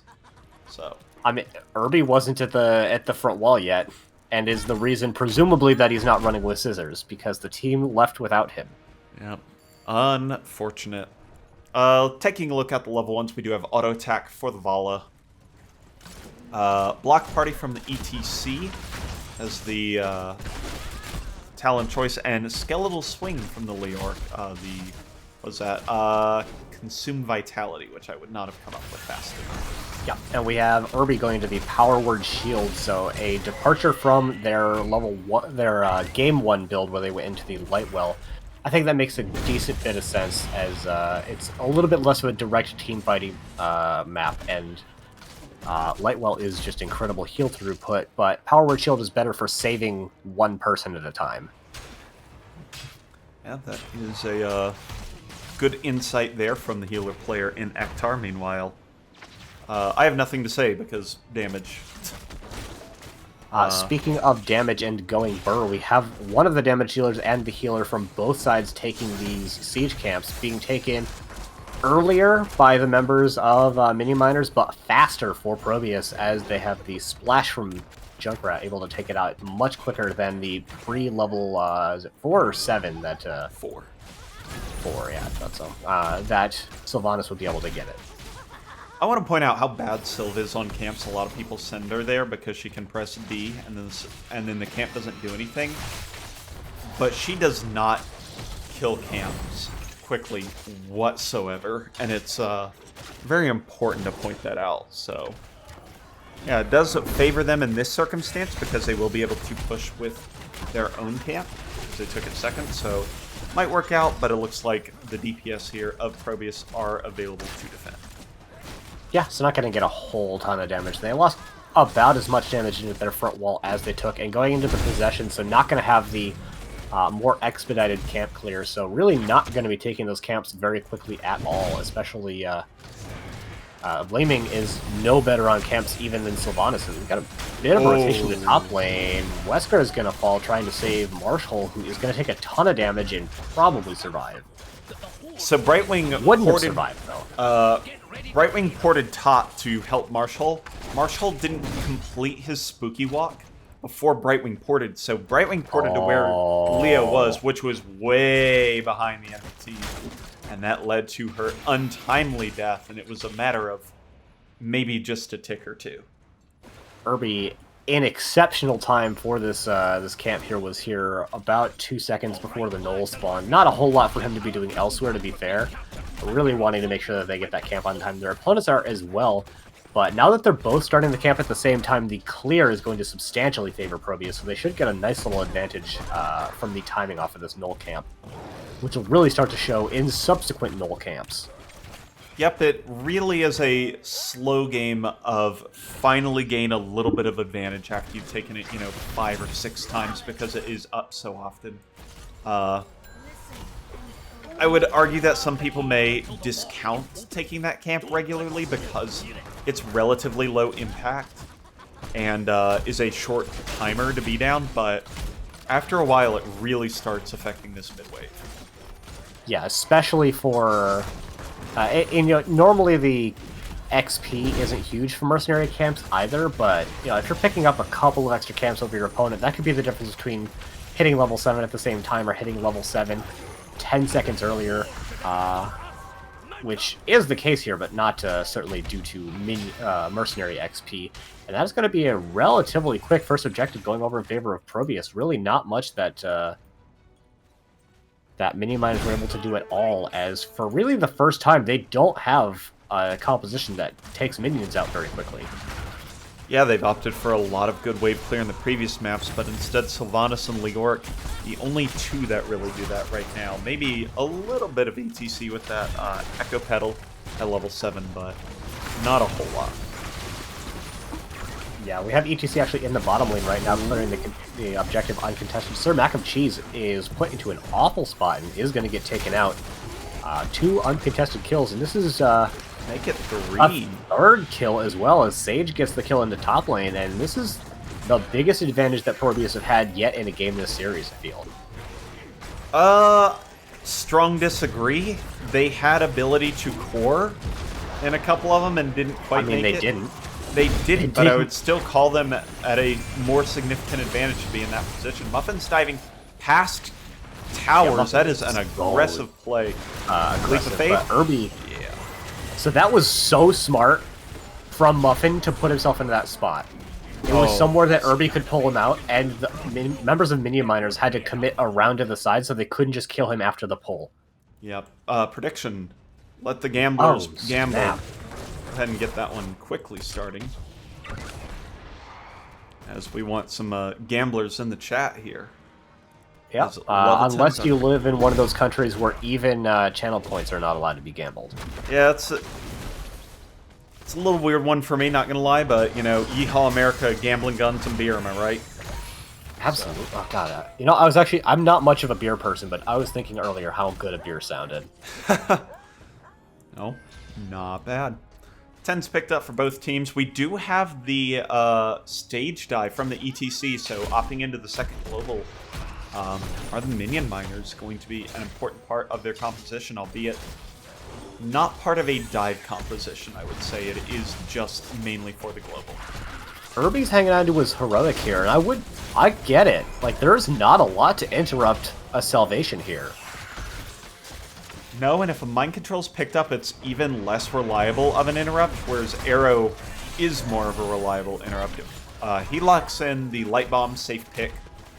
To be fair, you can't go wrong with Light Bomb in about 90% of scenarios, but there are some times where Salvation will be better by a huge margin. Yeah. We do have the mind control getting picked up as well. I think the most individually surprising heroic might actually be the Strafe getting picked up here. I could see that. Yeah, it'll be interesting. Ever since Death's Siphon stopped healing, it has been completely overshadowed. Ooh, big tongue on Huge tongue from Sage. Himibo actually going to rotate and hit the Vala for some damage there. Stop them. Stopping the Vala from doing damage by sliding into him is a bold strategy that will work out sometimes and very not work out other times. Very, very true. As both teams similar in XP going to work on this camp again, but look, John Bunyan and Irby getting there even faster, and just by nature of it being up sooner, now taking it sooner. So 7:56 take versus what's going to take 3 people until 8:02 roughly to pick up. So 6-second advantage for ProBUs on there, as well as using fewer people to do it. Yep. 8-Bit is going to commit some beetles to get 3 seconds of channel. Oh, he has got no burrow charge, but is going to get pulled out of there by Irby. Muffin is going to get a nice shielding off of the Light Bomb because Himibo had committed hard with that stage dive. Huge burrow charge going to find Kobo, and a lot of damage going out onto both sides, but no one falling quite yet until Himibo does right now, and Sir Mac of Cheese looking to follow. Wesker gets the save. Oh, Muffin wants more, but takes a big set of arcane abilities to the face, and is going to have to back up, but that is another kill there for ProBUs, going up 4-0. Looks like they're finding their stride a little bit in the early part of game number 3, and to be fair, if you're down 2-0, it's exactly what you need. Yeah, shout out to Beetles from Anubarak. Allowed them to get earlier channels in a couple of different instances so far this game. And not many heroes can go and just single-handedly pick up the channel on this map because of those defenders. But heroes like Zagara, Azmodan, and Anubarak can get that kind of value. It makes them particularly good on this map. Often just getting to channel auto attacks into Marshall, going ahead and stacking up that level 1. Is that still Creed of the Hunter? It is. And it's 80 out of that, 300 maximum, so really working that quest upwards and continuing along the auto attack build path. Yep, also has not died, so still has all 5 stacks of the Gambit portion of that talent, increasing his auto attack speed by 25%. It's a big number there. Also, I think maybe surprisingly not opting for the Gloom at level 13 for that spell armor against Leaning. Instead is going for the healing on auto attack, so relying on Irby to keep him alive in case of burst. Yeah, we have the members of ProBUs really trying to take this bottom port out. The objective is very low and not going to provide a substantial amount of value. We do have the Polymorph coming out. Marshall looking for an Entomb. Big mind control going to find 8-Bit, but just as big of a pull is going to get him out. And another missed Entomb on Muffin is going to not find a particularly big hit. But a huge Light Bomb coming out to save Muffin. That was a massive Light Bomb, gave Muffin double his health and shields, and now Marshall is going to go down. This Junkrat from John Bunyan is causing fits, creating so many engages and opportunities for ProBUs, and they're going to run down this bottom 4 after detouring and picking up this boss. Yeah, I feel like the shielding portion of Light Bomb is a bit of an underlooked aspect of the ability, but you don't... When it hits out onto a Vala for 3 people, giving a shield, like you said, half of his remaining hit points in shielding, it's pretty impactful.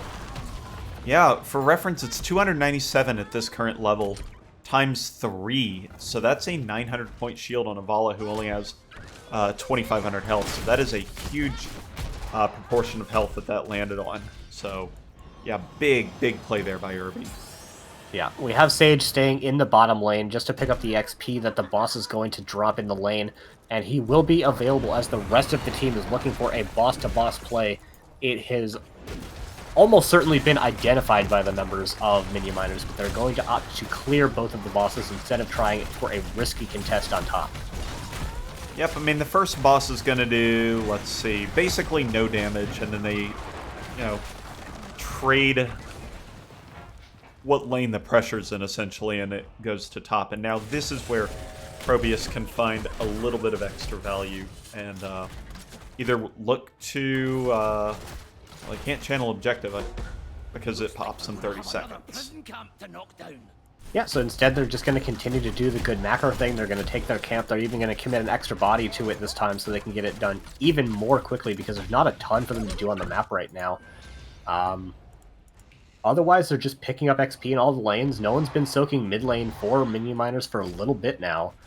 And that has gotten them about a full level lead and very early position over this objective as Minion Miners have not even begun to rotate yet. Nope, and Nubrak's going to go ahead with the help of Sage on the Dahaka. Channels that objective. Now it is one of the 50-second ones, so it is going to... I'm just noticing full orb build, by the way, into a Nubrak. That is a bold strategy, including light bomb, or including glass cannon, with how aggressive Muffin has been playing so far. That is a bold play. Sage does not have Burrow available. He's going to take a lot of damage, but not a huge amount. Now Himibo and Marshall both in a very bad spot. Marshall is one who will be taken out. Big drag onto the right wing, too far away to get any kind of blink heal. Muffin, actually that's John Bunyan confirming the kill. This is 8-0 and definitely the most one-sided performance we've seen in a game so far in this set. Now, that being said, things can go very south very quickly if they're not careful still. Yeah, looks like we're going to have Sage full Hearth and then probably walk through top lane so they can get pressure into multiple lanes all at the same time. 4 people pushing in bottom here. They got to be careful not to get caught out before the objective gets here, as they don't really have an advantage until that happens because they do have their Dahaka split out. Instead, just making sure they can get all the XP on the map and then use the power of the objective to push into mid lane, it looks like, first. We do have Vala opting into the Manticore, and which almost certainly means Farflight Quiver, but I wouldn't put it past Muffin to go for Rancor for that machine gun tier attack speed. I mean... Oh my gosh. Sir Mac of Cheese gets in, booped over the wall after using the Haunting Wave for clear. John Bunyan's tire gets deleted by something. Sage, I think, just caught that blink heal with his tongue and confirms up the kill onto Weskra. And that's another big kill here for ProBUs. Does Strafe hit minions? I think that's what they were doing. Attack enemies. Yep. Wow, and Muffin goes ahead, confirms up the kill. Has the Farflight Quiver, as expected. And Marshall's just tanking it. And this is just going to be 2 keeps, I would imagine, for ProBUs. It's very hard to end. They actually could take 3 out of this sector. I mean, Li Ning is still down for 35 seconds. They have all the members up for ProBUs. They should at least take 3 keeps, in my opinion. God, that is ridiculous. Also, Muffin shooting out of tower range is also ridiculous. So that is 3 keeps taken out. Now, Minion Miners in a terrible spot on this map, completely shut out in kills. Using them all up in the previous game, I would say. Yeah, and this is being down this far. It's obviously not over for Minion Miners. It's not over until another team wipe on their side. But it will be multiple successive teamfight wins to get them back into this game. 1 teamfight win gets the lanes pushed out and maybe a fort or 2, but it certainly doesn't even up the map. And the members of ProBUs looking to continue extending their lead by taking bottom boss. And really, I almost think that if you're Minion Miners, you might want to contest this. Might be their best chance to get back in the game. Yeah, and it may look like they're headed that way, but it won't be fast enough. They have Himibo. He's standing there. He's thinking about it. Yeah, they're trying to commit. Let's see. There's a Junkrat mine on point. Himibo's going to stage dive in. Go ahead. That's a boss taken by Marshall as the boot was not in time. So that's picked up by Minion Miners, and now the fight, it's just full disengage time, and Minion Miners got exactly what they wanted there. They got a boss and out, almost. Mostly. They're trading out of Leoric, but it's That's absolutely fine. worth it for them to buy time for them to get level 20. This takes a lot of pressure off of them for a very long time, and it's a Leoric. He'll be back soon enough. Yep. Oh, Sage is burrowing into this bush. Sir Mac and Cheese, Himibo. All miss abilities. That is a... Sage is a lucky, lucky person right now. Yeah, objective is going to start getting channeled in favor of ProBUs. Kobo does have a lot of damage install potential with these orbs. But until they get to the Leor effect, they really can't take a full engage, so doing what they can to get this camp in the interim. Marshall going to be back sub 15 seconds, 35 seconds on the objective, so they have time to make a contest happen. But it's going to have to be a good one. Yeah, they've got the level 20s, they've got Buried Alive, they've got Big Stage Dive now, they've got the fast mind control. We'll have to see. Wow, Marshall getting taken out very quickly. There's Stage Dive on Vala, who does get pulled out. Marshall booped it right into the back of ProBUs. First kill, though, against ProBUs, taking out 8-bit. Objective still being channeled, though, only stalled by Sir Mac and Cheese. There's a huge tongue by Sage. Muffin almost getting taken out by the Disintegrate. 2 Haunting Waves used by Sir Mac and Cheese. He's got no more mobility. Is going to vault through the mud, clean that up, and I don't see a way that Minion Miners find their way back into this one. I don't either. If we were playing against them, they could probably find a way, but with a team as good as ProBUs, I don't think they're going to let this game slip through their fingers. No, I can't imagine it with, unless, I mean, even if Li Ming wipes everybody, the lane pressure might just kill everybody out, or kill the core outright. There's so much available. Marshall's actually going to spawn right in the middle of the team.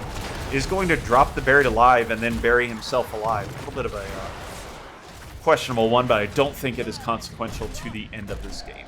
Bit of a Nexus think, but yeah, I think you're probably right. The minion pressure is likely too great for them to contest with at any rate, so Marshall's actions were completely inconsequential there, but it's the start of something for ProBUs. They've shown what they have on the table.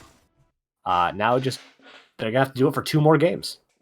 There are 2 more big maps available. I don't know if it was a big map or the composition or what, but ProBUs. No, it's because you announced their side and I announced ProBUs' side. I'm a fan of Game 5, so I'm going to go ahead and stick with it. If Ektar announces the 5 winning games, if that were to be the thing, that would be kind of ridiculous. Yeah, pretty unlikely, but it's what, 1 in 16 if we assume that each team has an even chance of winning. 1 in 32. Oh, yeah, you right. I did 4, not 5. I just know 2 to the 5th is 32. It's just kind of a common thing I don't know. Is it, though? I mean, look, I do computer programming. Of course, it sometimes is for bits and bytes. Knowing your powers of 2 is really important. So, meh. Sue me. 255 for 8-bit. Haha. 16. There was no way we're gonna get through a best of 5 without that joke getting made. Yeah. Fair enough. So, yeah. Fellow programmers out there know how it is. Yeah, this has been a really great series so far. First 2 games have been absolute bloodbaths, and this is the first one-sided game, and it went very one-sided. And good for the viewing experience. It was to the team that was behind, so we do get more good HOTS play here. I forgot how many kills happened in the first game. Ooh, a good chunk. I think it was 17 to 12, but I'm not certain. That sounds about right, but now I need to see if... I don't think we'll hit 100 off of the first 3 games. We almost certainly do in the 4th. Alright, so game number 4 is going to be on Tomb of the Spider Queen. Ooh, and we get a 1-minute ad in wisely- 40 seconds. Oh. You're what? We have another ad Oh. available in 30 seconds. Oh, there we go. So that'll go right over it. This is also picked by Minion Miners, which I think is by far their wisest decision. But I don't want to, push too far forward on this. But I think if they really need to win this game, they need to treat it as a must-win game, because with how well ProBUs played the large map all track, I would have them favored if this goes to a 5th game on either Sky Temple or Cursed Hollow. That makes a lot of sense. Yeah. No, nothing that I can try to poke a hole into or anything. We're currently at 90 kills for the series rather. Did we So- verify game 1, or did you I just did. kind of go up? I did. What was game 1? 24. 24. Okay. Yep. Was that It was 49, 17, 24. So we are very likely to hit that 100 mark by the end of the match. Yep, very certain. So, I'm a big fan of Tomb, though. yeah, I mean, I think you know. Yeah, I mean, I've only played with you for God, I would say 10 seasons now. Or the duration. You were in season 3, right? Yep. So yeah, 11 seasons worth of time we have played together. Couple of breaks here and there, but you know, we're not gonna Yeah, but look 11 too seasons hard of into it. time, not 11 seasons. That is a Ooh. so it's been a while. So And yeah, I was playing this game just for fun earlier today, so it's not like even the passion is going away. I mean, a little bit. Storm League's kind of a Storm League isn't great when you're not in a stack, I'll give you that. Yeah. But regardless, we're here for NGS because that is by far and away the superior way to play Heroes of the Storm. For sure, I would not be here 2 years ago if it wasn't for NGS. Yeah. So, support NGS. And you can do that on Patreon. Ooh. Also true, and you know what? The Patreon art this season, pretty fantastic, and I'm totally not biased just because my wife made it. That is pretty good. Welcome, Raka, to the chat. We've got a Raka, real... aren't you like bronze 3? Not that we rank shame here, but we rank shame here just a little bit. Bans remain identical to 3 of the 4 games this series, with the Falstad and Lucio by ProBUs, Rhaegar and Johanna from Minion Miners, and Junkrat from John Bunyan, I think, is a fantastic first pick. Not gonna lie, kinda like the Lunara Deckard pickups in response, though. Yeah. I'm not normally a fan of Deckard Cain in Heroes of the Storm, but my goodness, am I a fan of Weskra after this match. Yeah, Wesker's been putting on a show as far Yeah. as healer performance, really making a lot happen in the games that have occurred. And So- certainly nothing against Irby. There have been a lot of incredible healer plays made on both sides, but I have expectations for Irby because I've played with him before. Having never played with Weskra, I'm just sitting here being impressed. Yep, I mean, we have a chance to be impressed with Irby Stukov, though, considered one of the strongest that exist. So, yeah, we'll have to see. Also, complementing with the high wave clear Leoric. So, no heroes we haven't seen before in this match. Yeah, we are. I was gonna say it, but you already took it from me. We're seeing a lot of the same heroes played on the same teams for the most part. Leoric going back and forth, Lunara going back and forth, but a lot of the same heroes being represented. Just both teams, they know what's good, they know what works, and they're willing to just play it over and over. Yeah. Sonya is actually a unique ban to this series. Have not seen that yet, so I'm curious as to what that is all about. Ooh, we do see the Deathwing. It's about time, according to, I think Crush was mentioning it several times. So Yeah, something about a duck. back. Yeah, welcome back. Oh yeah, the Mongoose, Duckwing or whatever. I forget. That's gotcha. yeah. And we have the Double Dragon comp coming out with Chromie being picked up as well. So I'm curious if what Marshall is going to pick up, either Our world is a worth tank fighting and for. swap around, or just let it be main tank-ish Deathwing. I mean, if the previous season has led me to think anything, he'll pick up Blaze.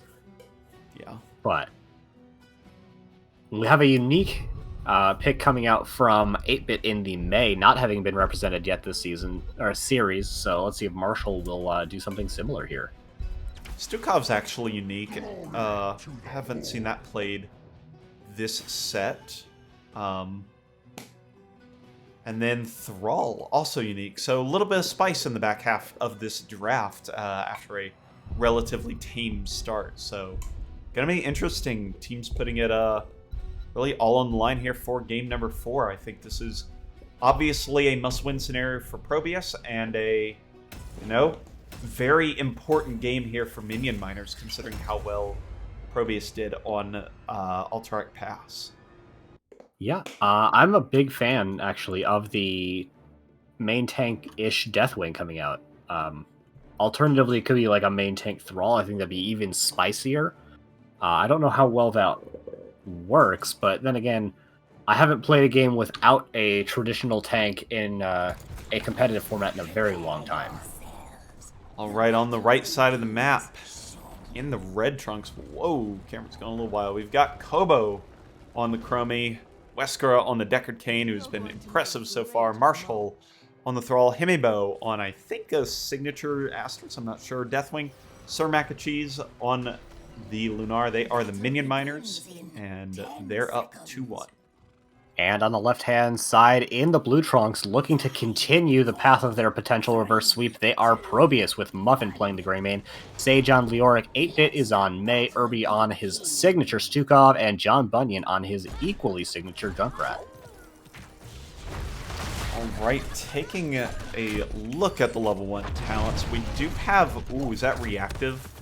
Oh, It it's is reactive Ballista Spores. Good talent there. We've got the Rolling Thunder, or sorry, Echo of the Elements. I don't know Thrall's cues from each other. Echo of the Elements, and not opting for the Crash Lightning.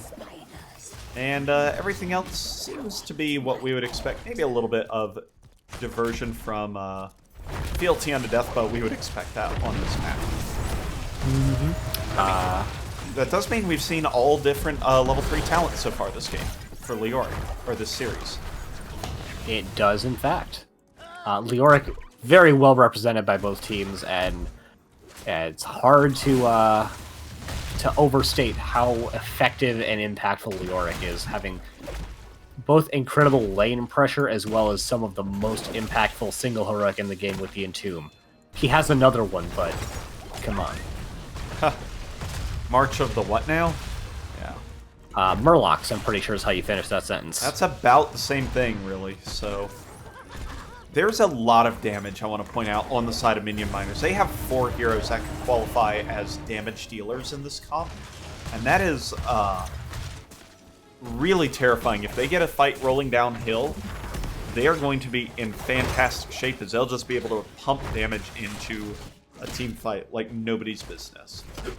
While true, they're lacking somewhat, not in the wave clear department specifically, but in the non-heroic damage department, as Deathwing does do bonus damage to heroes and a lot less damage, therefore, to non-heroes, which is going to put ProBUs up 2 camps to 0 at the early phase of this game. Yep, albeit it's only going for a little bit of XP for the most part, especially in that mid lane. Now, Sage and Muffin doing at least a functional amount of damage here. To the bottom towers, Marshall actually going to take a lot of damage due to the skeletal swing. Ooh, oh, Muffin committed, not knowing the rotation was on the way, and that will be first death, or rather, first blood in favor of Minion Miners for 3 out of these 4 sets, or games.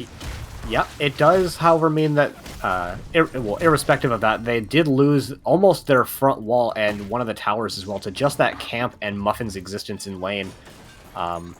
Probably comes out in the wash in the XP department, but, you know, hero kills are temporary, siege damage lasts forever. True enough. Currently, XP lead is 1 XP point for the probes. Offset by the hero versus the mercenaries picked up so far. And it is interesting, no Bruiser Camp picked up so far for the Minion Miners, opting entirely to go for wave clear and to defend with heroes. We do have a slight variation in Lunara builds across the set. We're going into the Nature's Culling, went into the Q talent on the same tier in the previous game, so possibly this means that we're going to be getting a different build entirely coming out from the Lunara. Maybe going into the Splintered Spear on 7 instead of the Noxious Blossom? I think so. Sounds about right. Yeah, and that was also Muffin on the Lunar in game number 2, as Sir Mac and Cheese has been in Sylvanas jail for the last couple of games, so we will have to see now. During all of our little banter, Minion Miners turned in their gems, so they've got first crack at the Web Weavers. Probably won't get a whole lot done, but nonetheless, they are using it to push in top lane. And again, look at that damage overall, as they just rip down that front wall. Yeah, and I mean, there's not a whole lot that they can do to push in on this. Like, the front lines of Deathwings, you certainly can't really do a front-to-back style engage because you can't lock the Deathwing down to receive the damage that your team is capable of doing. And Mei not really known for her ability to dive past the front line and get in and deal damage, so a lot of siege damage being dealt purely due to the fact that ProBUs can't kill the front line. Wow, this is actually a severely impactful first Web Weaver phase for Minion Miners. They go ahead and grab all of mid fort and about 3/4 of top fort, so that is an above average amount of damage dealt by the Minion Miners in this first phase, so good on them. Yeah, because they did it so early, they don't have the gems available for a second turn-in. ProBUs have enough for their own turn-in, but with as much damage as was dealt there, it's going to take a little bit for them to get the lane parity to try and get their own turn-in happening. So importantly, Sage got all of his turned in previously, and it's usually the Bruiser player that is the hardest person individually to get turned in. Yep, what is a hotkey for buried objective? That's 6. So we do see Control 6 rather. We do have a functional number of gems on 8-bit on the Mei, John Bunyan on the Junkrat, and Muffin on the Greymane. So that's who they're looking to turn in relatively soon. Yeah, but with the extreme poke capabilities coming out from Minion Miners, they're going to finish out on top fort even without the help of an additional turn-in. Marshall is going to engage hard into Sage in bot lane. Isn't going to find the kill even with the Thrall-specific Blood for Blood talent. Shout out to generic talents from way back in the day. Thrall used to get this in Venom and Blood for Blood on 4 and 7, and he could just burst like anybody. It was kind of ridiculous. Yeah. Back in his Green Jesus era. So we're actually not too far off for a turn-in for Minion Miners as well at this point. They're looking to get the gems in top lane. Only 5 off from a turn-in, so really it's only going to be about 30 seconds before they'll have a full turn available, and ProBUs, they're looking to try to find a turn-in with their level 10s coming up here. But that's a bit of a scuffed engage, not hitting anyone with the Ice Wall or Blizzard. yeah, Hemibo now goes ahead, Cataclysms over, then the Sleep into the Fear is a big combo now. ProBUs taking a ton of damage as the Slowing Sands prevented their retreat, and that's 3 quick kills and not too many gems lost, but still a big deal here as Minion Miners now have the capability to turn in and take a level lead. They have the capability to do just about whatever they want at this point. Bosses may be out of reach, but honestly, anything shy of that, turn in, take a lot of damage into a fort. Really, the world is their oyster right now. Sage, safe from an entomb because it's still on cooldown. Yeah, it is pretty dire straits for ProBUs after that fight. Yeah, it's a little early to be calling it dire, but that's what it really feels like for ProBUs. Sage is going to get taken out again. This high damage comp from Minion Miners is just putting in work. Yeah, I don't know what the answer is for ProBUs other than a different team comp. Obviously, they have some good potential things that they can do. I'm pretty sure Deathwing does still get hit by Ice Wall because it's a time stop. And obviously, Cursed Bullet is a ton of damage, and he doesn't have a way to mitigate that, but trying to make anything more happen off of that is going to be rough for them. Yeah, they're definitely going to have to try and take some alternate angles, play from back to front or whatever.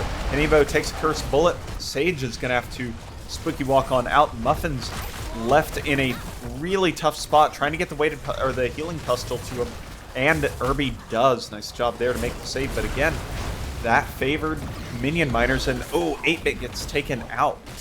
That's a lot of gems on the floor. It is, and there's still a lot of pressure going into this bottom lane. Top lane still has a Web Weaver as well. Thrall gets shoved out, but he's just going to wander on back. Huge damage coming up from Himua into Sage. Another Cursed Bullet landing for big damage, but it's just damage is the problem.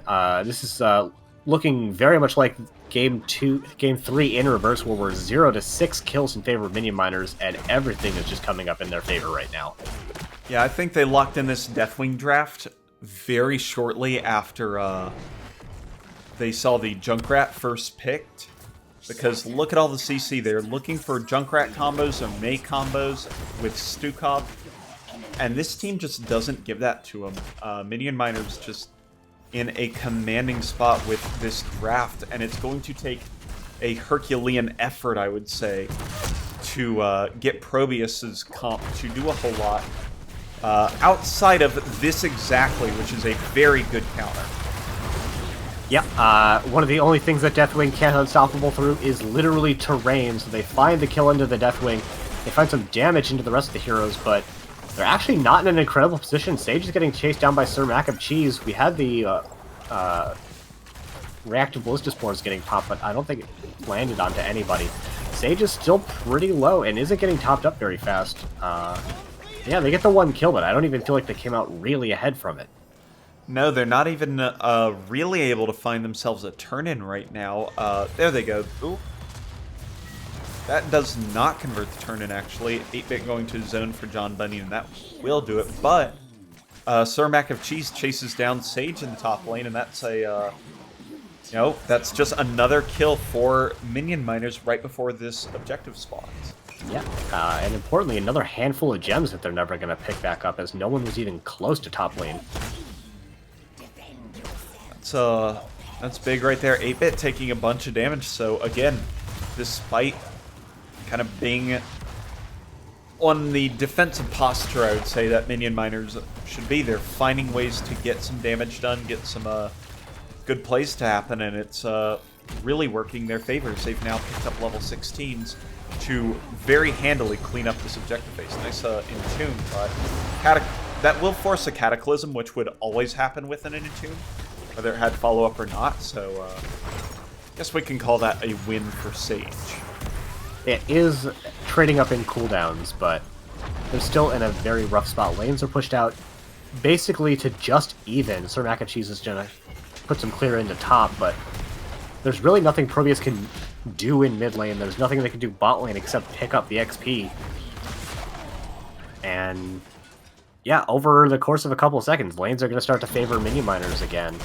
ProBUs taking their camp, which is the one thing that they've been doing really well over their opponents, is taking camps on the map, but Lord, at this point, when you're this far behind in forts, mercenary camps are only going to get you so far, especially with more red web weavers coming down.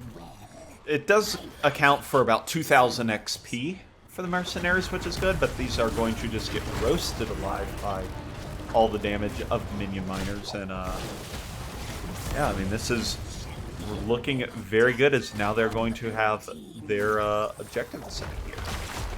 The single biggest differential, passive XP. Yep, 5,000. I don't know if I've ever been able to say that. It can add up, and it's most of the difference that exists right now, or it's a majority of the difference that exists. Total of about 9,000 XP diff, and passive makes up for over 5,000 of it. Yeah, we had the Entomb come out, but didn't really have any damage accompanying it, so Himibo is totally fine after that engagement. 8-Bit getting chunked pretty hard. The extra damage from, I think, Conflagration putting in some good work there, and yeah, Minion Miners don't have to commit to anything. They've got pressure in top lane, they've got pressure in a little bit in bottom lane, which Junkrat is rotating out to have to deal with, so they can just keep putting light pressure in mid, not commit to anything, and they'll just continue to be ahead. Yeah, really not committing to things, which, for better and for worse, I mean, it sounds good for their game position, for how well everything's been turning out for them. But they do end this Web Weaver phase no better in buildings than when they started. Which, True, and that's one of the things about this map. Sometimes it can just be hard to get the game to end in your favor, even when you have a substantial advantage otherwise. The Web Weavers are really easy to kill. They don't put out that much pressure. So if that's all you have on your side, it can be hard to get additional value at a certain point. We see level 16s now available on both sides as Leoric starts stacking the Mithril Mace. Again, going for the auto attack, so let's see how that goes. Sundering onto Muffin does a lot of damage, is going to escape to stay a while and listen.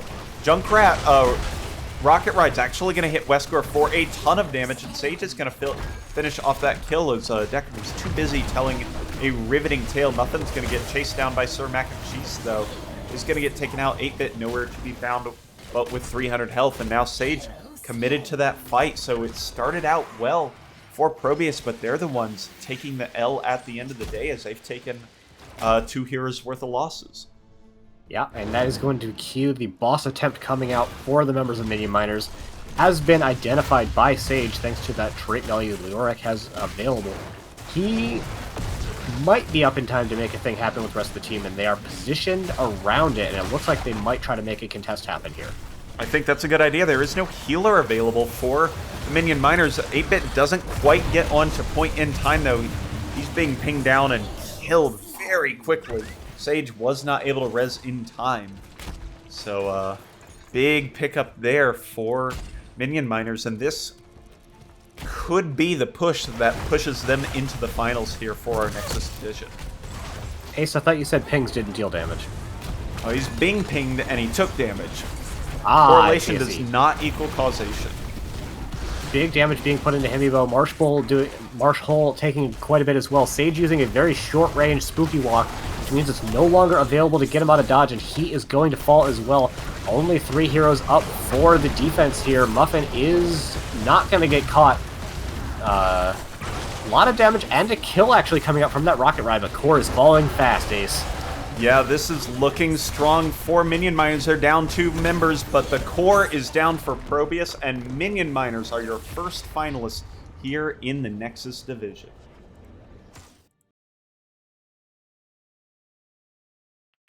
That was a series. That was a series. That was an answer from the Minion Miners. Their draft was phenomenal here in game number 4.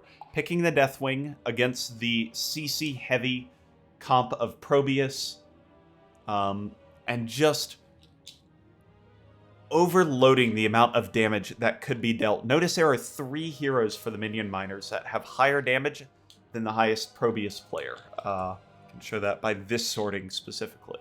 That's a big deal here, and you know, hero damage numbers aren't everything, but they sure are something.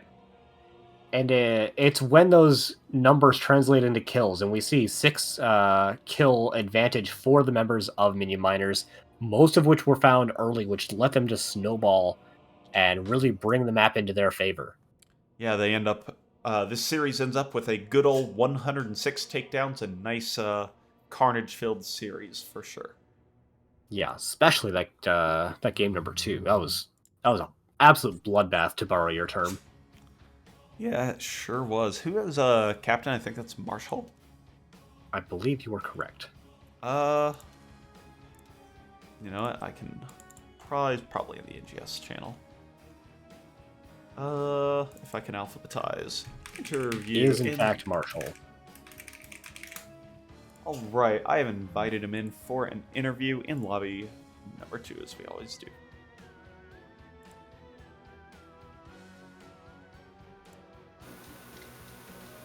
All right, welcome back. Hello, can you hear me? Yeah, we can hear you and your background sound plenty sorry. well. 1 second. Give me a second. Am I supposed to come in here? I mean, you're not allowed to. Oh, okay. Supposed to, you take that up with Marshall. Fair enough. Let's go. All right. Wait, was this? Marshall's in here, but not really, I guess. Yeah, he's trying to fix some stuff, I think. I'm not sure. I think he's dealing with the menagerie in his background. Ah, I see. We'll go ahead and get it on with. Congratulations on the semifinals victory. That was a heck of a set. Thanks. Is that any better? Or is it still Yeah, crap? that's better. Alright, cool. That's better? God damn, it must have been really bad when we first got in here. Yeah, it was horrible. It's, Jesus, too loud for me. It is a bit loud, Here, but at least let me turn myself down a little bit. at least That it would doesn't do good. have the Alright, how's background. With the Little Discord better? adjustment, that is a-okay. All right, look at Perfect. you guys are so nice. Sorry about that. Oh. I wrote that on you. All right, well, congrats on your 3-1 victory, and any initial thoughts? Man. Well, one of our players is literally having a child as we speak. His first child. His first Oh my boy. God! Yeah. We did Sorry, it, we honey. Did it, we did it for his first boy. Yeah, Oh. he didn't play. I mean, dedication if he did, but understandable. Right. Yeah, that's all wonton soup for you. He's just having a. He said that if we won, he would name his child Minion Minor. Hmm. Oh, I gosh. don't think he'll have the final say in that one, but that's just a guess. Agreed. And also, he didn't actually say that, but I wish he would. Mm. He said something. I sure hope he Something said about me. something at some point. Yeah. Agreed. Or something along those lines. Yeah. But no, I'm stoked. I mean, Oh my gosh. have we been to the? I mean, we went to the final. I don't think we've ever been to the grand finals before. Mm. We've You been know playing you're since better than I season do. 5. We've been to We've the been grand playing- finals one time. No, that was the division finals. That wasn't the grand finals. Well, Oh, this that's is true. I mean, kind of the same thing. We still have For another finals? division. For Nexus, it's for kind of the Nexus, same. Yeah. Yeah.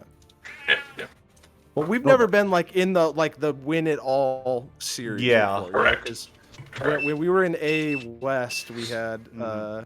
we lost to Oh shoot! GG. I know that. Yeah, Garalunzi's. Garrulus Gavralunzi's. No, Nope. wait, wasn't it GG? Oh, it was MR. It was MR. MR. Sorry, thank you. That's what they Yeah. rebranded to. Yeah. Match ready. Yeah, match ready. Mm-hmm. Yeah, Match Ready had that. They used to run that single target blow up comps, and they just Ugh. used to annihilate us. Really it was bad slapped our times. titties around with Yeah. that one. Yeah. So game number 1, Volskaya Foundry was most categorized by the core throws.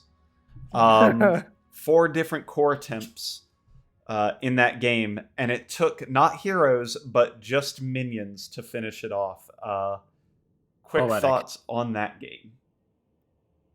Ace, let me just say this: calculated. Absolutely.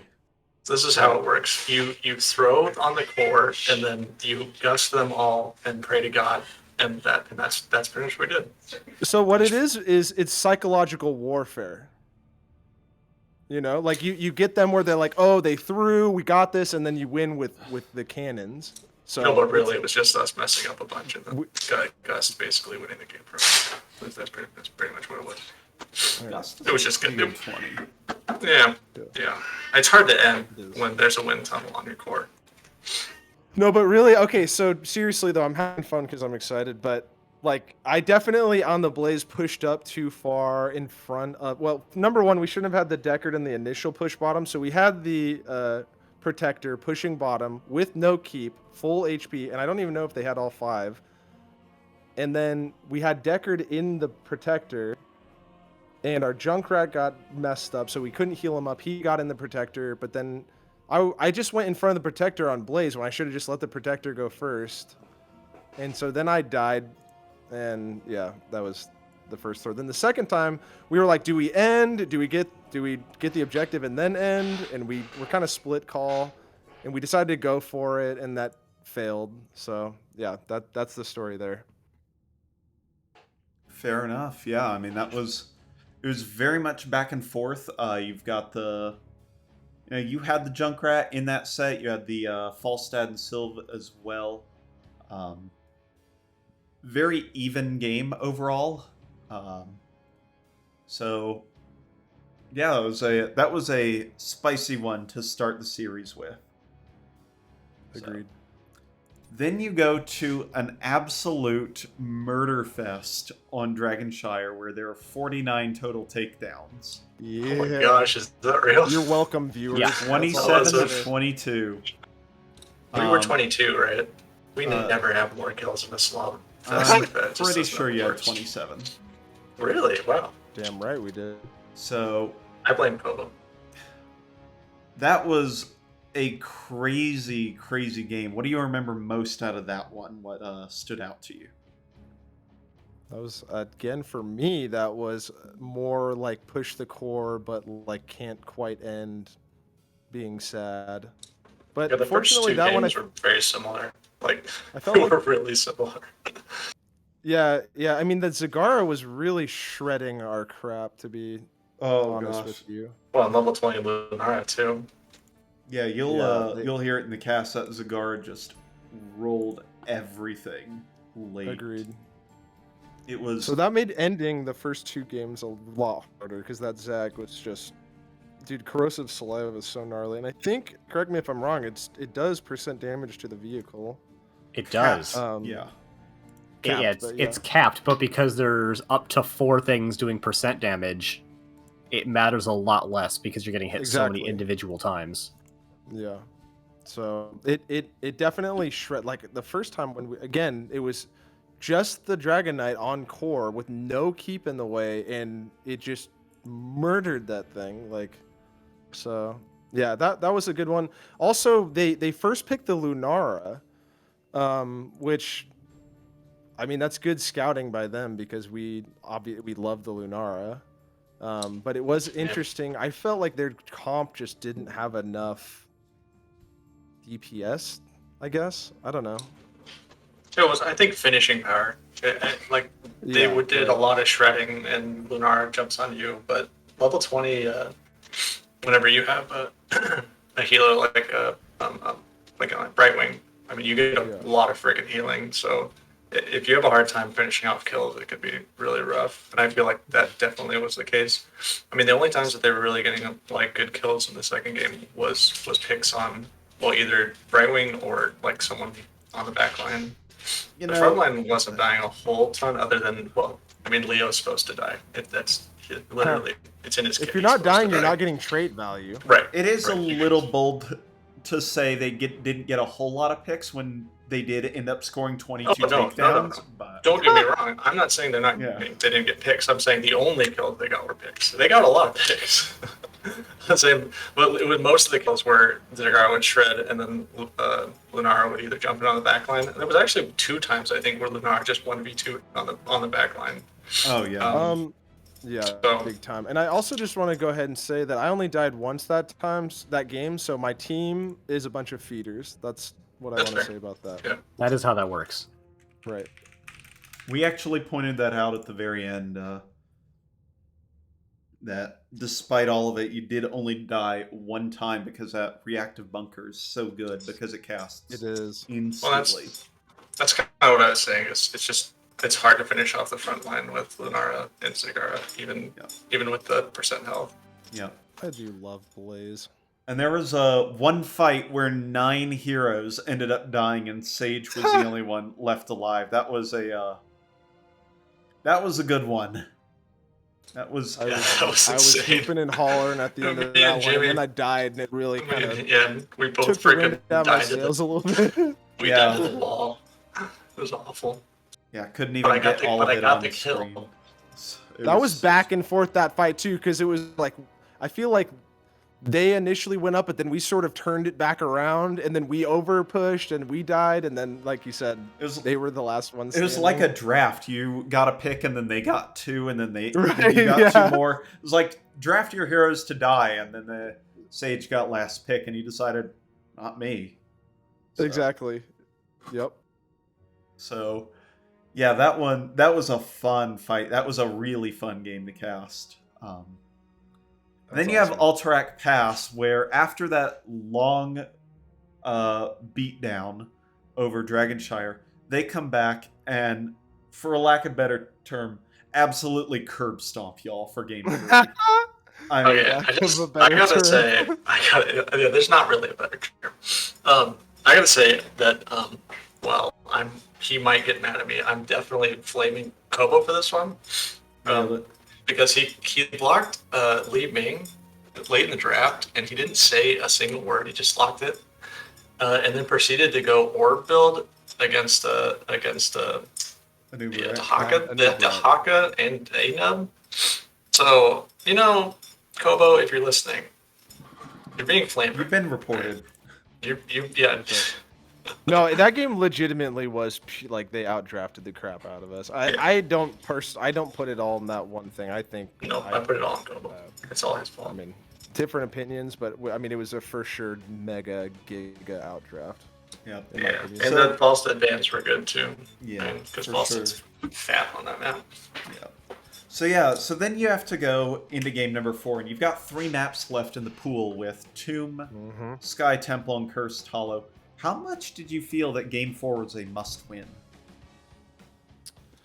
That's a good question. Yeah, that is a really good question. I didn't really feel like it was a must-win per se, but we definitely had a win-now mentality. Like, we wanted to go the smaller map of those 3 because there was that Cursed and Sky Temple left, and we wanted to basically just brawl with them. We thought that throughout the series we typically had a better edge when we were brawling a lot. So, I mean, what better map for that than Tomb?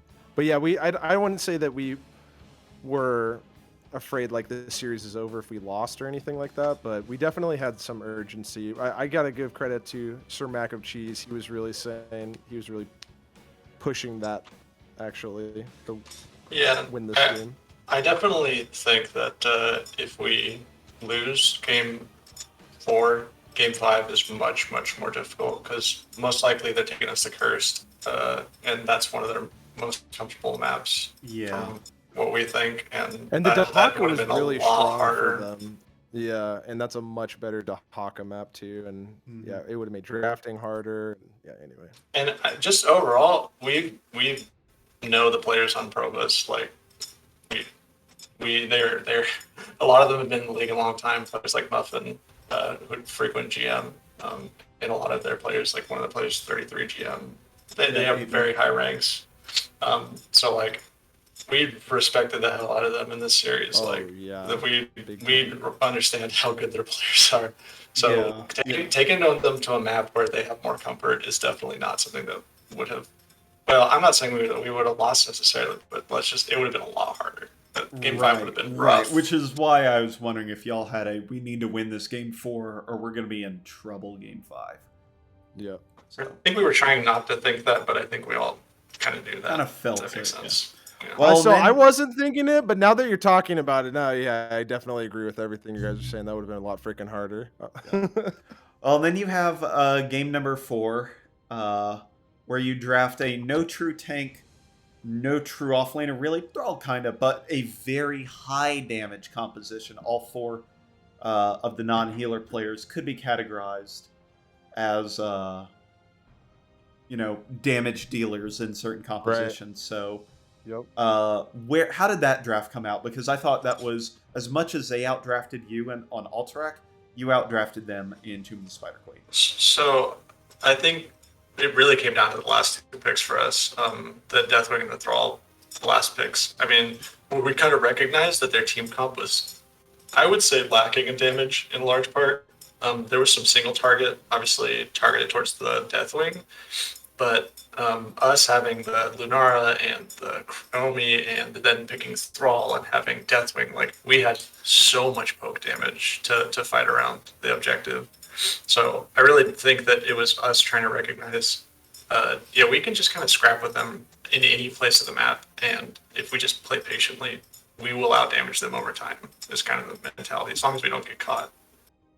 The other thing I would point out is the Deathwing has Perma W, which grants vision. We have the Lunara vision, and we have Chromie traps. So we just had a huge advantage, in my opinion, fighting around the turn-in points, because we could see everything, and they couldn't see anything. So that made things a lot easier too. And it felt to me like ProBUs mostly picked a front-to-back comp, and you picked a frontliner that's permanently unstoppable with 40 armor. Yeah, So that's a really good point, and I like it into Stukov and Junkrat because Junkrat puts traps down, you just walk on the traps and laugh. and It's a little rough into Yeah. Leo, but with things like fear and if you just press fly as soon as possible, a lot of times you can escape the death. So And even when they got kills, because you had so much damage and because you got such an early game advantage, their kills didn't translate into anything of real value after that in most cases. Whereas yours turned into buildings and bosses and turn-ins. Agreed. And also, I do want to point out they made things even easier on us, in my opinion, from the rocket ride, because if that didn't get a kill, like it's basically 4v5 after that. So, and he did get some kills on it. Don't get me wrong, but in my opinion, it made things a little bit easier. Fair enough. So that's your series. You've got the winner of, I don't know this bracket well enough. The winner of, do we know who won Gilly Shark or Tactical Feed? It is on No the idea. calendar for tomorrow. Oh my god, so you could be up against 3 teams. Oh yeah, because y'all played this a week ahead of time. we were trying to get this game in before our player gave birth, and their wife gave birth on the night of the game. So it didn't work out, but it worked out. So Imagine not holding it in until after the scheduled date. I know. I know. So So rude. Running Wild, guaranteed on the other side of that bracket. Either Tactical Feed or Gilly Sharks will meet them in their semifinals. Singular Gilly Shark. That's really important. Ooh, Gilly Shark at Add bingo night. exclamation. Also important. Yep. Any kind of previews? Any things you want to say to any of those teams or whatever as the number 8 seed making the run through the bracket? Yeah, I would just like to say that I think that any of those teams is going to be a challenge, big time. And obviously, we're going to be the underdog, I think, because we're the 8th seed. But with that being said, I also want to throw out Kairu on Running Wild. She's been around for playing in our division for several seasons now, and she's always a pleasure to play with. So yeah, that would be cool. we're Running Wild fans over here at Minion Miners. Agreed. From the very first, and I think you guys were in our division their first season. Maybe? We were in Awesome. A West in NGS season 10 or 11. Yeah. 11, I think. They might have been in our div. That I don't think anyway. we were in both. We were in A West in 10 and 11, and then A in 12. It'll be really interesting. Whoever we play, if we play Running Wild, we have a lot of history with their players. I know False Truth has been on that team a long time as well. If we play Gilly Shark last season, we lost tragically to Gilly Shark in Game 3 of the first playoff series. And we got their core down to 4%, and we lost in Game 3. Yeah. So if we play Gilly Shark, it'll be like a rematch. That'll be interesting. And I think Tactical Feed is probably the strongest of the 3, just based on standings, and they beat ProBUs, and we think ProBUs is incredibly strong. And so either way, all 3 of them, it'll be really cool. So looking forward to whoever we get. Alrighty, well that is all I have. Don't want to keep y'all from partying hard any longer. Ektar, do you have anything left to ask? No, just wanna put out some final love to Wesker. Played incredible this season, and as a healer main, I always feel the need to shout out other healer mains, but I feel like they played particularly well this series. Wes has been killing it. He has been. I would like to thank Kobo for filling in and just Stepping in. killing it, man. Kobo was playing so well in that whole series, and for him to just come in like that and only have played, I think he played in 2 series this season, and to do so well and just to fit in on a team was freaking awesome. So Agreed. And also I just want to say something too. So Minion Miners, like I said, I've been with the team. We've been in NGS since season 5. And this team, Marshall joined in season 6 or 7. I can't remember, right, Marsh? Must have been season 6. So Marshall's here in I'm pretty season sure 6, six. but Marshall, me, Kobo, Sir Mac of Cheese, and Wes, we've been together. Kobo's left for a little while, but this team was here season 5. Like the 4 of us were in season 5, and then Marshall, the 5 of us were in season 6. So we've been playing for freaking ever, and we started Division C, and so it's really freaking cool to keep playing. And I just wanted to throw that out there. And also, I just want to say thanks to you guys for casting. It's always so much more fun. Yeah. Whenever we can go back and see like all the fun stuff that happened and have it cast. So And we're big appreciate fans you of guys. the Ace and Nectar cast. Yes. We love it. Thanks. So Agreed. we're Really appreciate honored it. to have you guys as our casters. For Good sure. stuff. Always good to hear that. We try and put on a good show, and most of the time I think we do a decent job. So. I agree. And then shout out to our boy. He's having a kid. Yeah. First boy. Shout out to Awesome the kid. stuff. Shout out to, Exactly. to my Maybe wife for hyping up our team every game. That's right. And maybe he'll name his kid. His middle name will be Minion. Or maybe just start with an M. All right, I think we've overstayed our welcome. I think it's time for us to leave. All right. Well, thanks for joining us, and congratulations. Enjoy the little bit of time off before you have to play in the Nexus Div Finals. Thanks, guys. Have Thanks, a good guys. night. Thank you. And good luck. Bye. Bye. Alrighty. Another best of 5 down here for us. I don't think we've casted a bad best of 5. There have been some bad best of 5s that exist, but I don't think we've casted any of them, and I think this was a really good set. Yeah. I might even say this is one of the better best of 5s that we casted. Sure, it didn't go to 5 games, but there was a lot of action all through.